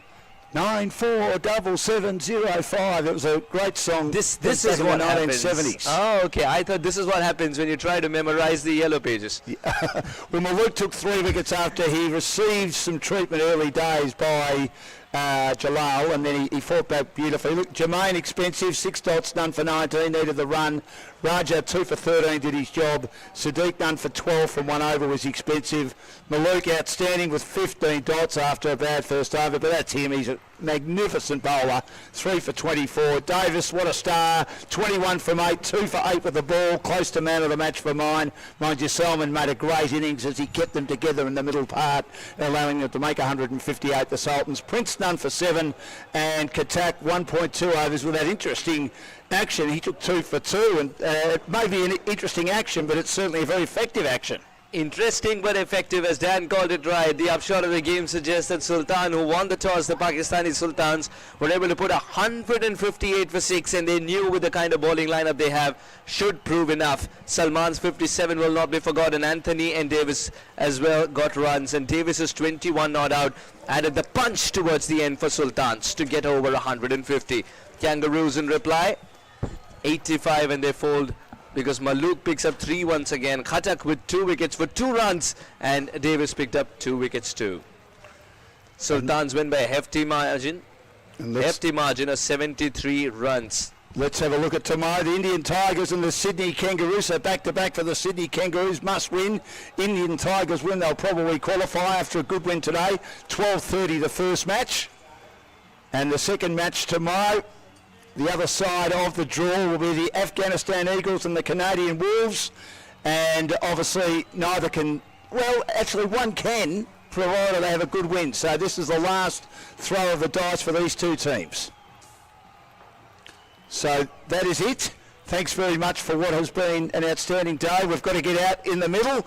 Suhas will be looking after the post-match interviews. Who do you think should be man of the match, Suhas? Oh, there are a couple of contenders for sure, with Maluk, who's picked up 3 crucial wickets, 2 for 2 for Khatak, and Salman scored a terrific half-century as well. So let's find out in a few moments' time who it's going to be. And just before I let you go, can I put you on the spot? Who wins the tournament? Everyone's played at least 1 game so far, or is it still too early? It's still too early because Indians have just started to peak, and you never know with Aussie Cricket League 2023 with ever-improving teams. You had to throw India in there, didn't you? Thank you very much, Suhas. Thanks to Grant. Good to have Nguyen on board as well. Thanks to the entire production team from Set Sports. Harry for making it possible. His lovely wife Najot for all her support, and the rest of the team. We'll be back again tomorrow. Another big day of cricket, and look forward to the Indian Sydney Kangaroos game, and then the Afghan Eagles doing battle with Canadian Wolves. Have a great night. See you tomorrow.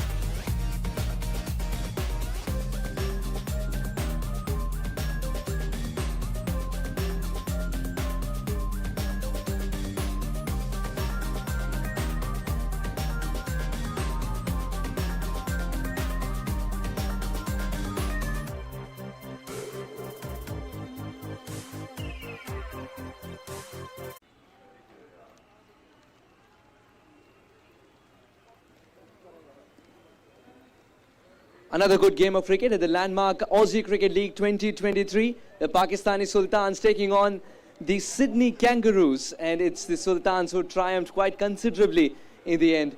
Without further ado, let me introduce you to the post-match presentation party.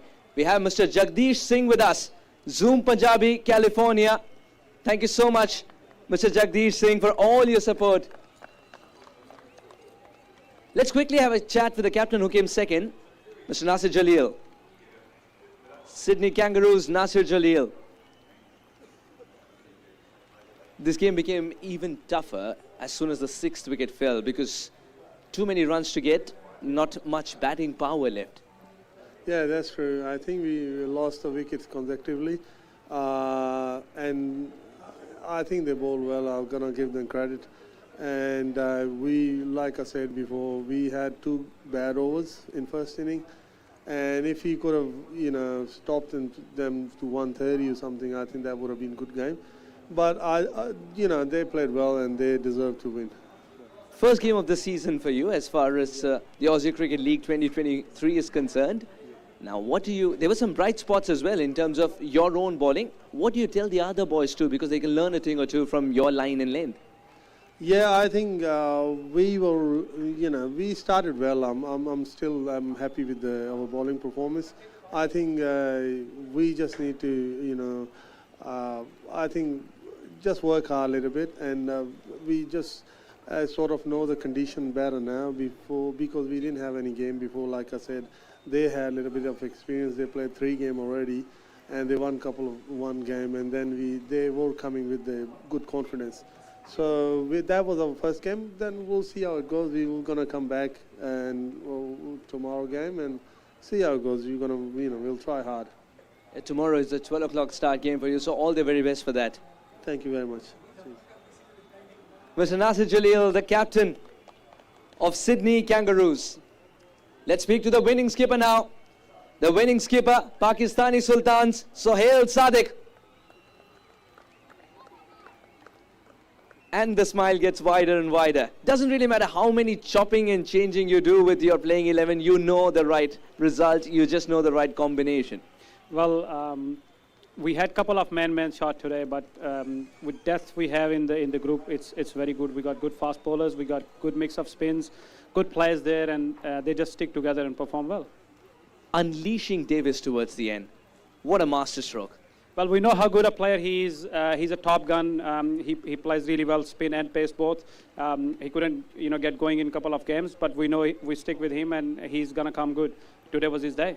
Just when we were feeling that Malouk picks up 3 wickets, so it's going to be usual suspects for you to win the game with, you have Mr. Khatak picking up 2 for 2.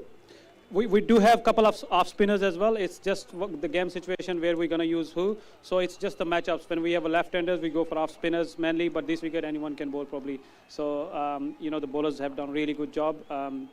all throughout the 3 games we have dominated really, and it matters now because it's knockout. So we can't relax here. We have to go all the way. And I think it's a brilliant game for you to enter into the knockouts with as well. Clinical performance. Congratulations on the win. Thank you so much. Thank you. Sohail Sadiq, the winning skipper. Pakistani Sultans win this one quite comfortably. Let's give away some silverware. The player of the match will receive AUD 500 and a glitzy trophy as well very soon. It has to go to one man. There were many contenders, of course, but it has to go to one man. 57 of just 37 balls. And the way he went about hitting those runs, tearing into fast bowlers, ensuring he plays spin well only when it's there to be, not hit. If it's in the slot, then the ball was never seen again. Please welcome Salman Afridi.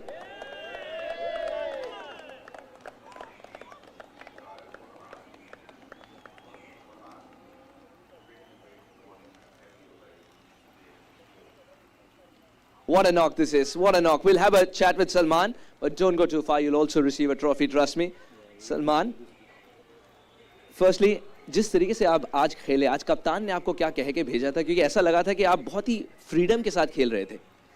बिस्मिल्लाहिर्रहमानिर्रहीम. यही plan होता है जो अपने batting को पीछे लेके, basically मैं ओपनर हूँ लेकिन टीम के लिए दरमियान में इसलिए खेल रहा हूँ, थोड़ा सा एक्सपीरियंस की ज़रूरत होता है ऐसा पिच पे खेलना. और यही होता है कि अपने साथ जितने बाकी बैट्समैन होते हैं उसको चलाए, लंबा करे, और जितना इस विकेट पे आप 140-150 बनाएंगे तो फिर चेसिंग बहुत मुश्किल होता है. एक वक्त आया था जब आपने कहा था अब अगले गियर पे जाने का मौका मिल चुका है. वो आपने कैसे चुना? कि आपके जहन में पहले से ही था कि इस बॉलर पे मैं चांस लूंगा? बिल्कुल डिसाइड किया था. मुझे पता था उससे पहले भी वो ऑफ स्पिनर ने आई थिंक आफ्टर 15 आवर्स उसने मेडन किया, और मुझे पहले ही पता था ये फिर आएगा. उसको टारगेट बनाया था पहले से कि 1-2 मार दे, तो पैनिक हो कि फिर अब 1-2 और भी लग जाएगी तो फिर टोटल अच्छा बन जाएगा. ऐसा लग रहा था कि हर एक फेज में उस मैच में आप पर एतबार हमेशा से था. जो भी खिलाड़ी आपके साथ खेल रहा था उस पर भी ज़्यादा आप तवज्जो दे रहे थे, उनसे बातचीत कर रहे थे, 1 को 2 में तब्दील कर रहे थे. उसके बारे में क्या कहना चाहेंगे आप? यही होता है जब टीम में एक्सपीरियंस होता है तो वो जूनियर्स को बताते हैं कि पिच का बिहेवियर ऐसा ही है, इस पे खेलना ऐसा ही पड़ता है. तो ये तो लो रन्स के मैचेस है. 140 अगर आप बॉल टू बॉल खेलोगे, विकेट के हिसाब से खेलोगे, तो आपकी जो विकेट थ्रू होने का टाइम होता है वो मिस हो जाता है और टाइम कम जाता है. तो इसलिए थोड़ा सा लंबा खेलना पड़ता है. फिर लास्ट 2-3 आवर्स में बंदा टारगेट करके मार लेता है, अच्छा टोटल बना लेगी.